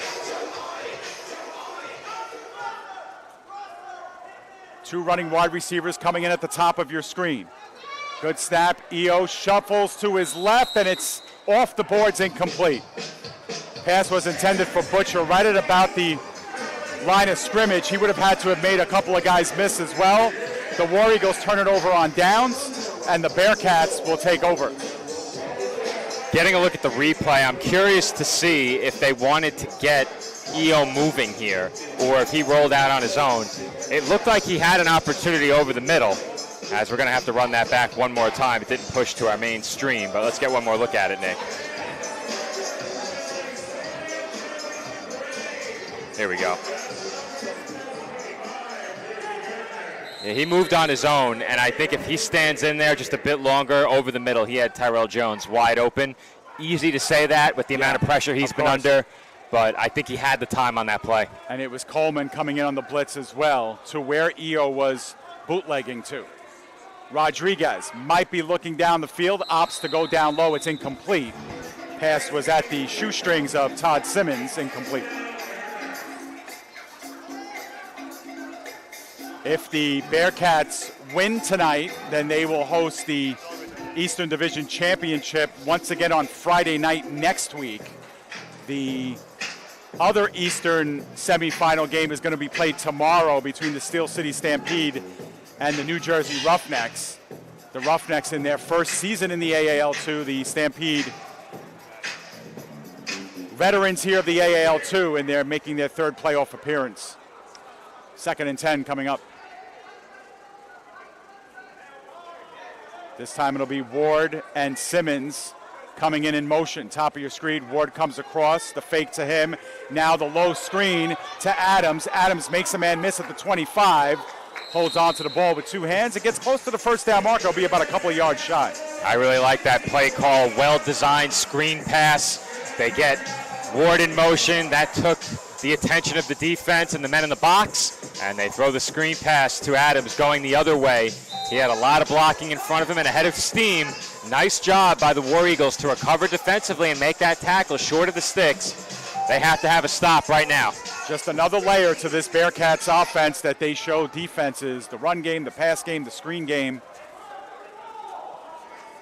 They play a lot of cards. 3rd down and 2. Rodriguez with 2 in motion, takes it himself, design run, right side off tackle, makes one man miss, gets knocked around just shy of the 10-yard line, but that's good enough for Bearcats' first down. I like the play call again, Dave. They've found something that's working in the ground game, and it's been Rodriguez keeping the football. And since they've gone to that now 4 times on the last 2 drives, the War Eagles really haven't had an answer. And I think this is the biggest adjustment to play calling we've ever seen from the Bearcats. A lot of screens and a lot of these short passes, a lot of quarterback runs, far different from what we're used to seeing. And Joe, they've spotted this at exactly the 10, so it is a 1st and goal here for the Bearcats. The give is to Ward, off tackle, left side, tries to shoulder up a body, can't do it, and is held up just inside the 10. Minimal gain there, looked like it was number 9 on the tackle, who we also do not have on our roster. Well, if Jersey can punch it in here, I think they have to be feeling really good about their chances. Very, very unlikely that they surrender a 3-score lead the way their defense is played. They put just the 6 on the board, they go up 17, and that would make it a 3-score game. And we spoke about it during the pregame, something they have to do, capitalize in the red zone. They have Big Nas Adams in there, hoping to do so right now. Yeah, the War Eagles, most amount of points they've scored in a game this season was 25 against the Bearcats back on week 6. Fake pitch, Rodriguez wants to tuck it down, now goes right side, middle of the field, intercepted! It was thrown into coverage, and sitting in the zone was Joshua Butcher. Turnover for the Bearcats, their 2nd of the game, and the War Eagles are down but not out. We've spoken about this Jersey red zone defense all night. This time it is the Maryland red zone defense that comes up with the big play in the end zone, picked off by Butcher. The only thing that I'm thinking about now at the end of this play, and we'll see it, should he have gone down in the end zone? Probably. Yeah. I don't think there was any way he was taking that very far. And they'll spot it at the 2. At the 2, right. So this is dangerous territory. Remember, the Bearcats were able to register a safety against Maryland the last time these 2 teams played. It was right around this part off of the shotgun snap that went high. At the time, it was Hunter Gruden as the quarterback. He's not here for today's game. But FEEO has done a great job at quarterback here for the War Eagles. Did throw the 1 interception himself, but is hoping to lead his team down the field with 9:53 to go in our game's final quarter. And that one is fumbled at the snap, and both teams on top of it. That ball never did get to EO at all. It might have went off the center's leg or something. Hard to describe, and it's a 1st down the other way. The Bearcats take over at the 1. Well, we saw this back in week 3, Dave, and I mentioned it during the pregame. There was a 3-play stretch in the 4th quarter where Maryland went backwards, back-to-back-to-back plays, backed up against their own end zone here. It took just one catastrophic play for them to lose possession of the football. This time, it is a muffed snap. I think the center just put it off his own leg. You said it never got to EO. And now the Bearcats, you would think, are going to run behind Chris Rohn again, try and punch it in and put this game away. And to add insult to injury, the clock was running during that entire time, even though there was a change in possession. So the official is by the timekeeper, and they're probably going to put some more time on the clock, because the Bearcats, or the War Eagles, got the ball with about 9:50 left, and they obviously didn't run a play. And it is our 4th quarter official timeout as well. So with that, it's time to start thinking about where we're going to eat after the game, and we know where the lucky winners of this next event are going. It's Applebee's of Linden. They're sponsoring a free dinner for 2 for every Jersey Bearcats home game this season, and with amazing drink specials and delicious food, it's where we all should be headed. Make sure to visit our friends at Applebee's of Linden, located Edgar Road in Linden. With eat-in, car-side to-go, and delivery options, we've got the food covered. Visit Applebee's and tell them the Jersey Bearcats sent you. It's time for Kick Like a Bearcat, which is sponsored by Applebee's. Well, Dave, I mentioned earlier something that I can guarantee nobody's ever seen, and that's Joe Foreman dancing. Right. I can guarantee you something that people will never see is Joe Foreman successfully kicking a ball into a net I think you or could do through that. uprights. Now, I'm trying to think, if you were the camera operator, many, many years ago we were filming video segments over at the College of Staten Island, as we mentioned earlier, where you and I both tried to kick a penalty kick. Oh. And I couldn't even put the ball in the net cleanly from the dot on a soccer pitch. So I don't think I'd have much luck with the uprights. Well, we'll see what these guys have in store for us. That one's wide left as well. That's tough. It's easy when you're standing there. It looks like, oh, this is simple. I could do this, but that's tough. And listen, Jonathan Cardoza can say that as well. He's 0 for 3 on extra points in this game today. His first action as a Bearcat. There it is. Yeah, now, when you pump up the crowd, you have to deliver. Absolutely. Otherwise, you get the oh.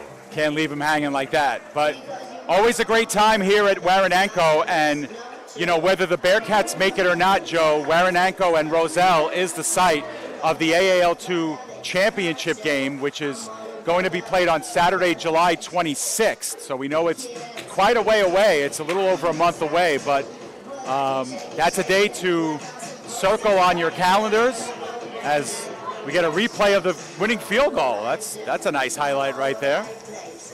Well, if our guest kicker goes and watches that back, he'll be very grateful Absolutely. for Nick Bravona's engineering prowess. Well, the Bearcats, for the second time in the game, have a 1st and goal at the 1 to start a drive. Adams reaching for the goal line. Oh, the arms up. Touchdown, Bearcats, and a penalty at the end of it. And that one might send the Bearcats into the Eastern Division Championship game as we have a group celebration at midfield. How about that? What do you have to say about that, Dave? And there's some flags that come out at the end of that celebration as well. But, you know, the Bearcats talk about this on their show, Joe, on the Bearcats Blitz, is Coach A.J. Roque doesn't want his team to lose sight of having a good time, you know, and he doesn't want his team to lose focus of that. They try to have a good time at practice, and when you're winning a game now by 17 points with the extra point forthcoming, you want to have a good time. But look at the stretch here by Adams over the goal line, makes it count, and then immediately half the team reports to the 25-yard line for the dance. Let's see if we can decipher what this is.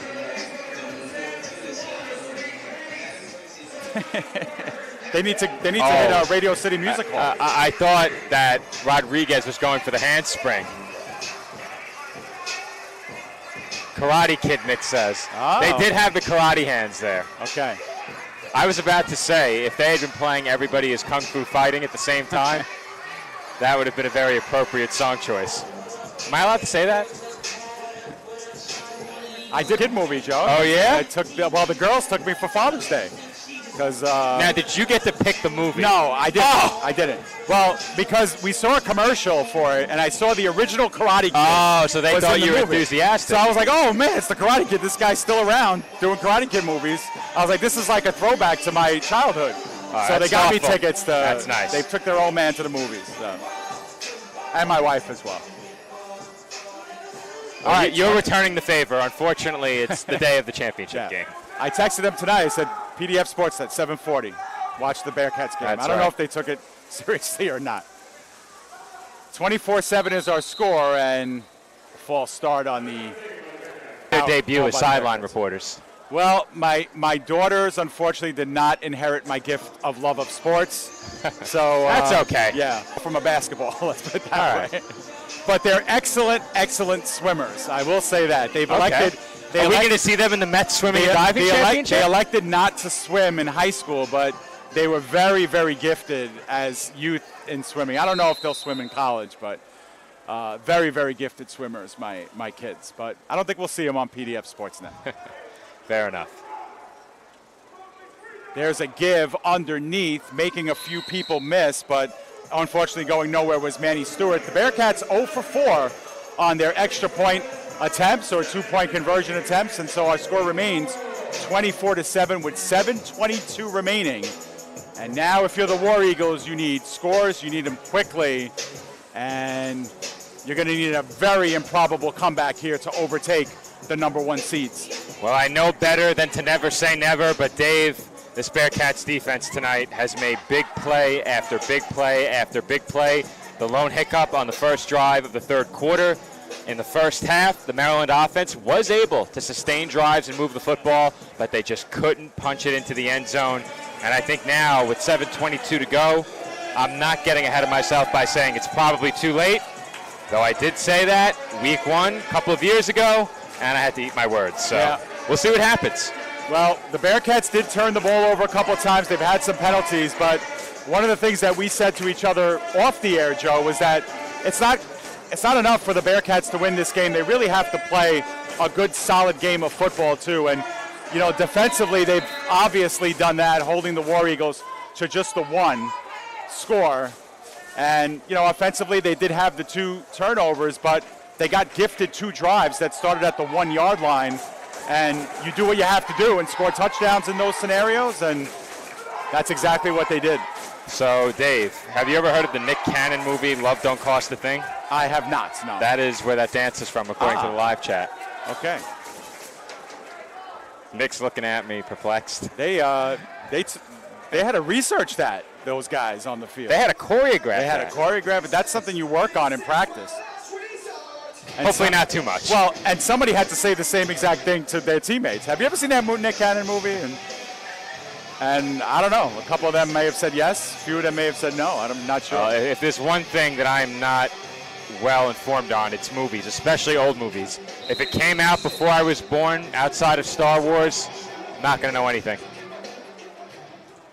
Oh, Nick has it on his phone now. Juggled around, finally collected, and wiped out was Frankie Sneed right at about the 20-yard line, where the Maryland War Eagles will take over. They've done a couple of good things in this game, have the War Eagles. They've gone down the field a couple of times. They've had a lot of penalties in this game. They got hit for a couple of sacks. But a couple of first and goal situations in the first half and not coming away with points is something they are going to lament for a long time. But, Joe, there's a window still open. It's very, very slim, but the War Eagles have to hurry here. This clock is running, 6:45 and counting.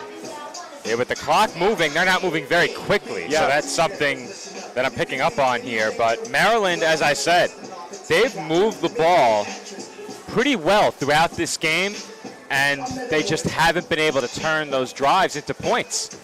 And you said it. It seems like once they get into Bearcats territory, they've stalled. Yeah. And from there, they've typically moved backwards, and they can't afford to move backwards much from here. And that would put them in the end zone again. And they've really hurt themselves, too, with the penalties. And then, of course, that inexplicable turnover at the 1 where they weren't even able to get the snap to the quarterback. That's tough. There's a laser shot down the field, and running stride for stride with Olds was Pusey, who's going to get flagged for the interference. And the official showing off the arm there. He tossed that flag halfway across the field. And Olds is down, a bit shaken up, not putting any weight on that right leg. And the only thing Pusey's guilty of here, Joe, is not turning around for the football, but otherwise it looked like a track meet, just a simple race towards the goal line, and they looked like it was a dead heat. We'll see it. And, yeah, it looked like Olds might have held up at the very end, and that's what forced Pusey to run kind of right into his route. So the Eagles were backed up inside their own 10 because of the penalties that happened after the touchdown. They were assessed at the end of that kickoff run, and now they're going to get some yardage back and an automatic first down. And they have stopped the clock, too, although we usually don't see that on penalty calls. We haven't seen it much at all tonight. No. For much of this game, the clock has been running. I've seen the clock run more in this game than I've ever recalled seeing the clock run. Yeah. Well, the ball's going to be spotted inside of Bearcats territory yet again. That's definitely something the War Eagles cannot complain about. They've had good field position throughout the game. They've been able to move the ball, as you said, Joe.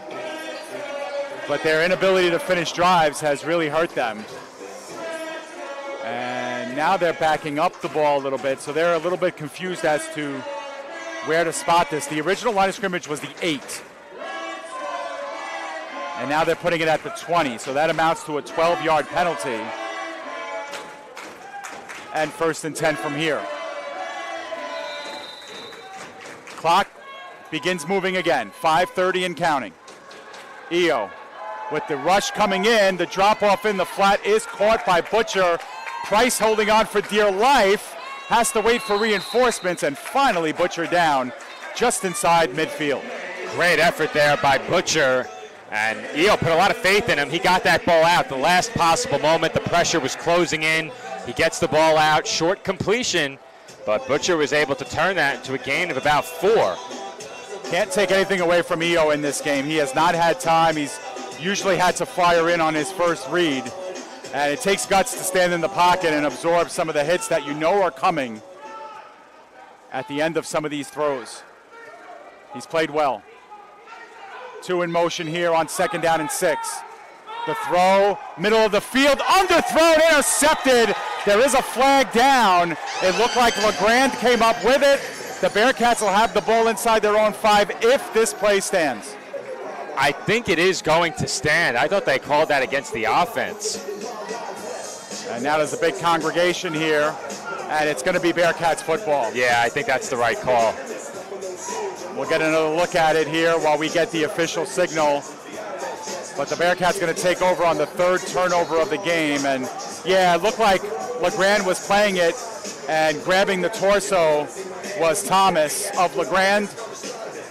So they'll decline the penalty. The Bearcats will have it 1st and 10, and with 4:15 to go, a chance to salt away the final minutes.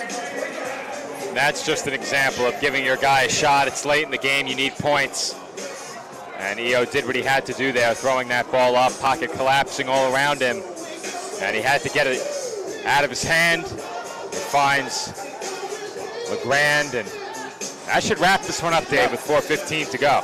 And Joe, it's hard not to give the game ball to the entire Bearcats defense, but as far as a player of the game, if this obviously score holds, who you give it to on that defense? They've all been superb.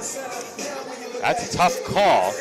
Pusey had the interception. He's had a couple of pass breakups. I think LeGrand's also had a couple of pass breakups and an interception. Well, we're gonna get Nick Bavone at the end of the game to grab our player of the game. So maybe we'll make him choose. What we need to do, and we don't have official stats, but I would give it to the player with the most quarterback pressures, because I think that's where the difference has been made. Joe, the War Eagles have the ball. Okay. And it's 2nd down and like 16. But they backed them up. They backed them up. What happened? I have no idea. Down the field, that one is underthrown in the direction of Thomas. It'll be 3rd down and 16. So I have no idea what the result of that was. Unless it was if it was a holding call that backs you up 10 yards, that doesn't make much sense. They must have called. Oh, I know what they called, Joe. It was an incomplete on the interception. It was an incomplete pass. All right. And the 10-yard penalty was then assessed. And we're going to get another chance to see it here. See if it hits the carpet at any point. It's hard. We get trapped, and the stanchion was blocking our ability to see the ball. But, yeah, that was it. But the War Eagles get the door left open again for them here now. Slightly ajar. Yeah, there's 3:15 the clock remaining. is still running. Open's a strong word. They have to move quickly. Yeah, absolutely, and they've been looking for that one-play touchdown here. They might go back to the deep ball again. Bearcats bring in the 4th man. It's Hungerford. They work it in the low flat to Butcher. Butcher makes one man miss, gets back to the original line of scrimmage and then some, but it'll be about a 4th down and 7 coming up. It makes it 4th and manageable. You give yourself a chance. You still have to work quickly. Maryland getting to the line of scrimmage without a huddle anyway, but clock ticking now as we approach 2:40 to go. So this is it for the War Eagles. They're hanging by a thread, and we'll see if they can continue this drive. Their one touchdown was scored in the 3rd quarter. Down by 17. They go for the home run, the touchdown in the end zone, touchdown! Having to back up and track it was Thomas. That time he did it, falling away into the end zone, and it's 24-13 with 2:16 remaining. The door was slightly ajar about 30 seconds ago. It opens a bit more with that completion, but the clock is still running as we approach 2 minutes to go. It should. It stops at the end of the point after, so they need to hurry up and get this point after to get the clock stopped. And then I'm assuming they'll try an onside kick. They do have all 3 of their timeouts remaining, I believe, or maybe they did use one. I'm not quite sure. According to our count, they do have all 3 left. fairly important extra point here for McCoy. DeCamp.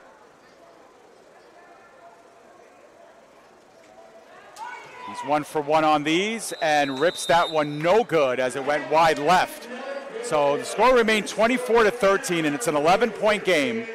The clock is stopped with 1:29 remaining. And so if you're the War Eagles here, you have to, I think, take a chance and onside kick this one, Joe. I don't know if you can afford. No doubt. Unless they plan to kick it off and use their 3 timeouts, one after the other, and try to get Jersey on a 3-and-out. But that has proved problematic for them as well. If you're Maryland, you have to get either an onside recovery or a turnover. If you're Jersey, all you have to do is move the ball forward. Yep. And the Bearcats, with the exception of their turnovers, have scored on every drive that they've had their last 4 drives. They did have the interception in between in this second half, but otherwise they've been able to move the ball down the field and score. So if you're the War Eagles, Joe, I don't think you want to see your defense out there at all for the rest of this game. You got to try your hand at kicking this one short and getting bodies. You have 3 timeouts, so you may see them once more. But even then, you're not doing that by design. You're hoping to recover the onside. Yeah. But you'd have to get 2 to keep your defense off the rest of the way. It's going to be a tough road back, but as I said before, we know better than to say it's over before it's over. Absolutely not. And with 1:29 to go, Maryland is probably going to need multiple onside kick recoveries, and if not that, they will need at least 1. We have learned at PDF that as long as there is time left on the clock, anything can happen, and it has. Now, they're not switching sides. They're getting ready for the kickoff here. The War Eagles did spend some time discussing this at their sideline, so we'll see what they have in store for us. What exactly does an onside look like in arena? It has to go 10 yards. And it's a fair game. It's a live ball no matter how far it goes. Is it the same where they can't move until there's a rule in the NFL in terms of when the players can move? You can't move until the ball is struck. And you cannot, if you're the kicking team, you cannot touch the ball unless it's past the 10 yards. Yeah. If you're the Bearcats, much I knew. If you're the Bearcats, you could play it quicker than the 10 yards or trap it. But once they touch it, then it's fair game. And you can see the Bearcats, 4 guys at the 10, 2 guys about 6 yards behind them. The camp counting down the paces. 1:29 remaining in the 4th. Bearcats up by 11. It's going to be short. It's not going to travel the requisite 10 yards, and the Bearcats do get on top of it, and they will have it 1st and goal at the 5. And that's just a poor kick by DeCamp. I'm not sure why the Bearcats touched it, Dave. Why would they touch it? Yeah, it's a good point. It's a good point. They didn't need to. That ball was rolling in the wrong direction. Yeah. And they gave them a chance. I think they touched it before DeCamp ever made contact with the ball. Yeah, because he nearly touched it himself. Yeah, DeCamp was hovering over it. Oh, Maryland touched it first. Oh, they did. Okay. Yeah, that's why Jersey dove on top. The ball should have been downed, I believe, if they touched it. That should have been a penalty. Now, with the clock running on that kickoff, we do have the 1-minute warning. And from here, the Bearcats cannot take a knee. If they take a knee, the clock stops. So you have to try to advance the ball. And then the War Eagles can use their timeouts if they choose. I believe they will. All Jersey has to do is move the ball forward. Just move the ball forward, yep. And they do have Chris Roan in there. The usual defensive lineman is in there at fullback. And Nas Adams, with the single 9 on his jersey, is behind him. Rodriguez will work out of the shotgun, and we have a timeout by the War Eagles while the clock was stopped, Joe. So that's a little bit dubious of a call. Well, you couldn't afford that. I don't see any scenario where you can afford to burn one of your timeouts there. Now you've put yourself in a position where you have to force the Bearcats offense backwards. So they do want to get some clarity here because the clock was running during that onside kick. And, you know, if that ball was downed by the Eagles, then no time really should have come off because nobody really, you can't start the clock until somebody touches it. The ball was illegally touched. The play should have been blown dead. Right, but if that's the case, then no time should have come off the clock. Correct. Because the clock doesn't start until... But they didn't rule it illegal touching. Right. Yeah, that's true. 24-13 is our score. The Bearcats a minute away from securing their spot in the Eastern Division Championship. And next week, if they hold on, they will host either the Stampede or the Jersey Roughnecks. That game is going to be played tomorrow, so I'm sure. Where's that game played? In New Jersey, Joe, in South Jersey. Streaming? I don't believe they do, no. Why aren't we there? That was where the Bearcats had their first game. Nas Adams puts his head down, gets close to the goal line, but is stopped short, about the 1. The War Eagles can stop the clock if they choose to, but they are not at this time. They have 2 timeouts left. And they are going to hurry up, will the Bearcats. Bearcats want those points, Joe. They always do. Was there ever a doubt? Never a doubt. Never a doubt. That's right. Taking it himself is Rodriguez, straight ahead. Does he gain the goal line? He sure does. Touchdown, Rodriguez. His second rushing touchdown of the evening. 26.1 left. Put a cap on this one. It's 30-13 in favor of the Bearcats. And that will put an exclamation point on this Bearcats victory. And in the second half, Dave, it appears they really found something running the football with Rodriguez. We knew he was a capable runner and that he can extend plays with his legs. But in terms of designing runs for him and coming out in the second half, making that adjustment and incorporating that into the game plan, I think the coaching staff, A.J. Roque, and these offensive play callers deserve a ton of credit for that because it's not something that we've seen too often throughout the season. We've seen it, but not like this. It was a focal point in the second half, and it really worked well for them. They deserve the credit for making that adjustment. Yeah, you know, people don't correlate run games with arena football, but when it's there, and it can really help your team. And, you know, we said it, Joe, to each other. We went to break at the end of the first quarter. We had a commercial break, and we said it to one another. We said they got to start running the football because when you're able to run the football, you soften up that defensive front. You give them more things that they have to think about. It freezes the defensive backs in place. It makes your linebackers play a different way, and it just opens up so much else to your offense, and we saw that. Thinking back on this game, I was trying to rack my brain for it. Jersey's biggest offensive play of the night. Did they hit a deep ball? I think they hit one, right? They might not have. I'm trying to think who it was. I don't think they did. I can't recall. Washington had a nice catch at one point. In the air, have they hit a pass of more than 15 yards? I'm not sure. They had one on the sideline here where he extended. I don't know if that was 15 yards. I don't know if they've hit one in the air for more than 15, and I can't remember the last Bearcats game we called if that was the case.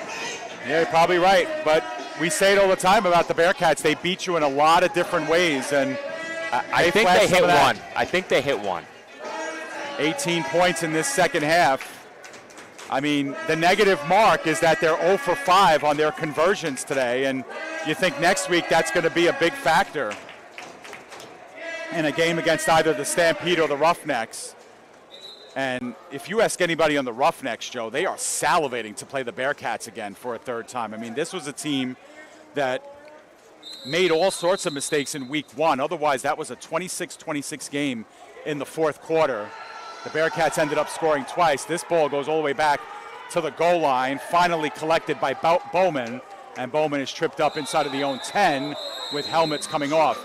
But, Joe, in the second game against the Roughnecks, the Bearcats were actually down 29-28 with less than a minute left, and they needed some last-second heroics to pull that one off. So the Roughnecks left the field, and they said it on AAL2 Turf Talk.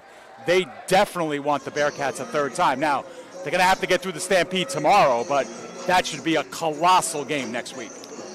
Definitely looking forward to it because I have not covered a game where those two teams have faced off. I was not with you in week 1, and once again, I missed the second meeting. And that game that they played against the Roughnecks, here at Waranenko is now players have gone down to a knee on the field, and it appears as if we had a serious injury on what is likely to be the game's second to last play. Yeah, 17.2 left, and somebody lost their helmet and all that, so you hope that there wasn't any contact with the head once the helmet came off with that young man. I don't think so, though, because down on the field, It's Joe, Javon Taylor. is Javon Taylor. He was not the one who lost his helmet. That was a War Eagles helmet that got dislodged. So he's okay. He's gotten up under his own power, so that's a good sign. But going back to that game that I missed, it's the first Bearcats home game that I've missed in 3 seasons of covering the Jersey Bearcats, and I'm really looking forward to that matchup, or potential matchup, I should say, next week. Now, looking at the other potential matchup in the Stampede, they came in shorthanded last time they faced the Bearcats late in the season, and they put up a fight in that game. They did. They bring a full assortment of players, and you never know what could happen. That's a team that faced off against Jersey for the AAL2 championship a couple of years ago. Bearcats took the win in that game on the road. Yeah, the Bearcats do not know a postseason without facing the Stampede. They played them last year as well in the quarterfinal round, won 40-0 before losing to the Wheeling Miners in the semifinals in their bid to repeat as champions last year. 17 seconds left. They go once again, the dart down the field, that one thrown in traffic. Price with good coverage on the intended receiver, Glenn Keller. I would be shocked if the Bearcats allow a completion down the field here. Yeah, that's going to be tough. I would be stunned. I can't think of flabbergasted. What other words you got? I'd be very, very surprised. Yeah. Trying to think about, have the Bearcats played in any one-score games other than the Roughnecks game, the second game? I don't think so. I think they've beaten every team by 2 or 3 scores. And, you know, they've done so, you know, sometimes quietly and sometimes emphatically. You know, this was more of a quiet 3-score win. But defensively, they were sound all game. There's a good open field tackle by Name Archer on Bowman. Gain of only a few, and that'll do it. The final gun, the Bearcats make a 12-0 halftime lead, hold up. They win this one 30-13 and punch their ticket to the Eastern Division Championship next week, 8 o'clock, right here at Waranenko. So, Joe, we have to think of a defense player of the game. Should we give it to Nick Bavona and let him choose? Nick is looking at me. He's shaking his head. As I said before, we don't keep track of quarterback pressures. No. So we don't know who it is that applied that pressure. So I think it has to be Tariq Pusey. All right, so Nick, if you could go down and grab number 22, Tariq Pusey, for us, we'll take care of this, and we'll get him on the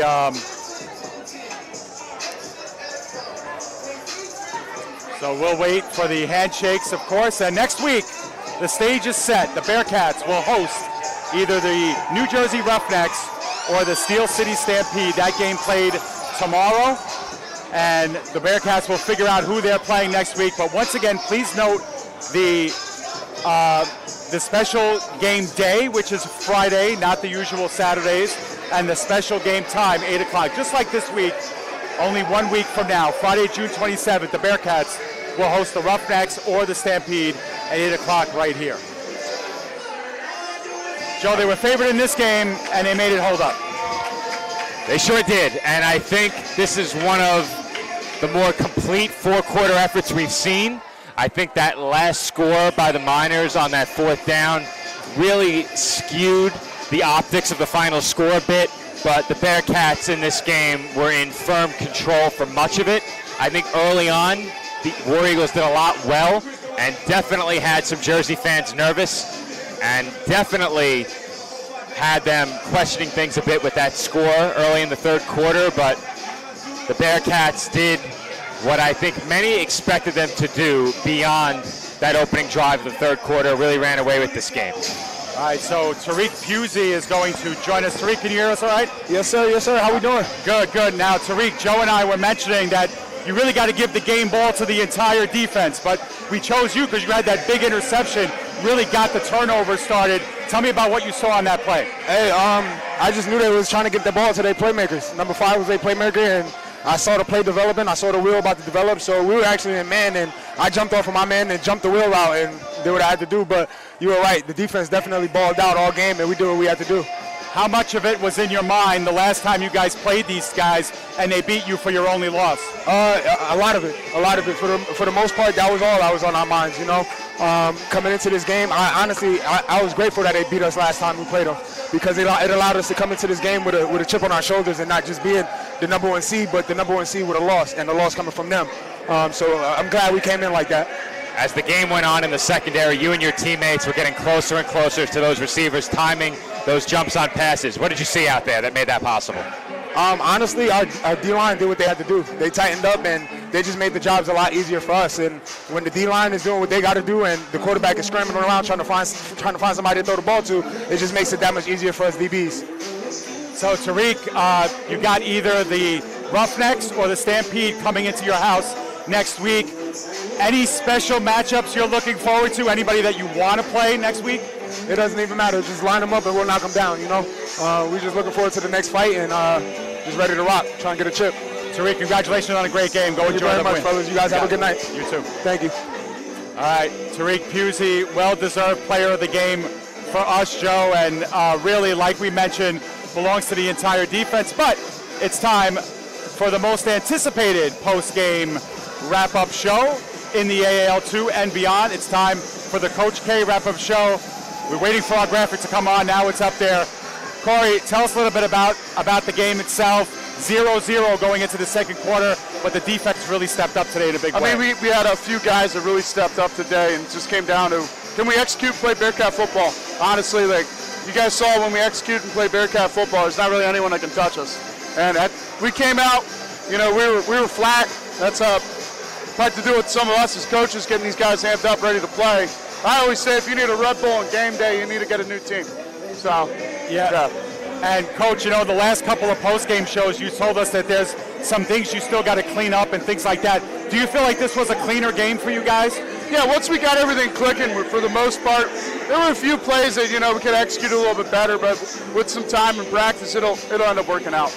Potential matchups with the Roughnecks and the Stampede next week. What's your message to the team going into that matchup? Hey, they got to come up and see us, and that's never easy. You know what I'm saying? When we're clicking, and I wish them the best of luck because they're going to need it. On the Coach K wrap-up show, Coach K always gets the last word. What do you got, Corey? Well, it's one of those things, like, we cleaned up special teams pretty well, minus the PATs. Got John back. That was one hell of a signing. He's a good dude. Overall, even better kicker, better person. I love having him on the team, positive energy, stuff like that. And we just got to get the practice on Tuesday and clean up one or two things on the PAT. He's so used to kicking and wheeling now with those, like, you know, 750 foot tall ceilings. So he'll make the adjustments. I have all the faith in the world for him. So. Excellent. Well, Coach, great win tonight. We look forward to seeing you guys again here next week. Arabella Lynn, if you're watching, it's time for bed. Awesome. Love that line to close us out, Joe, because it's time for bed for us, too. Let's close this one down, Joe. Let's talk about final thoughts about this big victory. Well, I think if you're the Bearcats, you have to be thrilled with how your defense played. And before we talk more about that, I think we have another guest. Yeah, listen.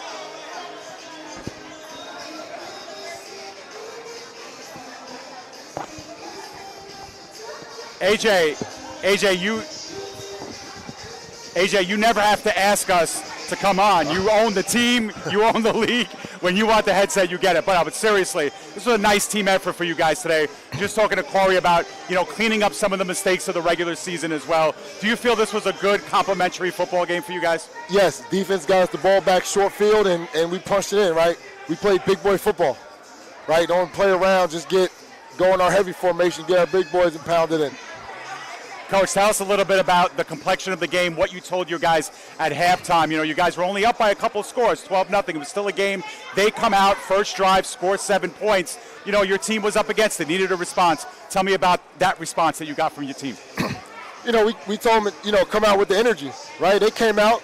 You know, we expected them to come out and punt and score, right? Try to score.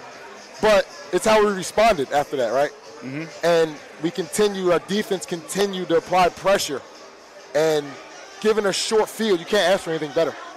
I think we 4 rushing touchdowns today. I mean, no playing around. Heavy formation. Pound the rock. I love when Roan is in that backfield. Yes. And that leads into my question. At halftime and going into the third quarter, the team really began to pound the rock a bit more, especially with Mateo keeping it. Was that an adjustment you made at halftime, or was that part of the game plan coming in? No, there was an adjustment because, right, he's leaving. They left one linebacker in the box. Right? Now, with our quarterback running out, that becomes 5-on-4. We got the advantage. So that now is our lead block. Quarterback's running. Now we're free into the secondary. Excellent. Coach, next week you get either the Stampede coming back here or the Roughnecks. We don't want to put anything up on a bulletin board for those guys, but is there any specific matchup you're looking forward to next week? No, either one. Either one. I think it's going to be a really good matchup because I know Steel City went and got some guys that can play the arena ball, the arena game. Absolutely. So, I expect that game to be a pretty good game. Excellent. Actually. Well, so do we. You guys look great tonight. Enjoy the win with your team. We'll see you back here next week. Yes, sir. Thank you, guys, as always. Thank you. All right, A.J. Roque enjoying the win, telling us a little bit. That was a great question you asked, Joe, about the switch up at halftime. I had a feeling it was an adjustment. Yeah.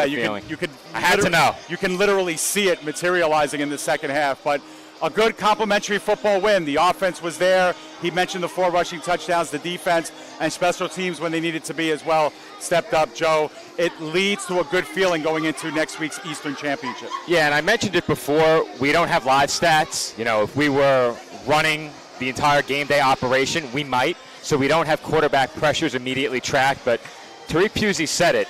The guys up front really set the stage for the defensive backs tonight. And I think if you're the Bearcats, as I was saying before AJ hopped on the headset, you have to be thrilled with the way you played as a unit defensively. Offensively, there were some good things they did in this game, and I think a lot of it came down to that halftime adjustment. They put up points late in the first half, points that they needed to just get something up in the scoring column, and they carried that momentum into the second half. I think for the defense, the one hiccup was the first drive of the third quarter. Beyond that, they were in control of this game.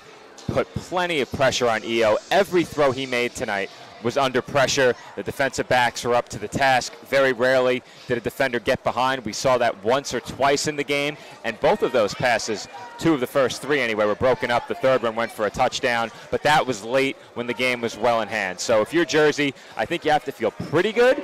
I don't think they're all the way there yet. Still things that I'm sure this coaching staff wants to improve. But overall, I think it was a good effort for them. They're looking for great. We'll see if they can deliver next week. It's going to take 4 wins to win an AAL2 championship for anybody in the Eastern Division. And step number 1 has been taken by the Bearcats. So that will do it for us, Jersey, with a 30-13 win over Maryland. We want to thank the entire team here at Warananko, our camera operator, Patrick Gialorenzo, our engineer tonight, Nick Bavona. For Joe Foreman, my name is David Pizzuto. Thank you for joining us here. Don't forget, full HD version of this game coming up a little bit later tonight here. And we remind you to come back next week, next Friday, 8 p.m. It'll be the Bearcats in the Eastern Division Championship with a spot in the semifinals on the line. This has been coverage of the AAL2 playoffs and the Jersey Bearcats on your home of AAL2 and Jersey Bearcats football, the PDF Sports Network.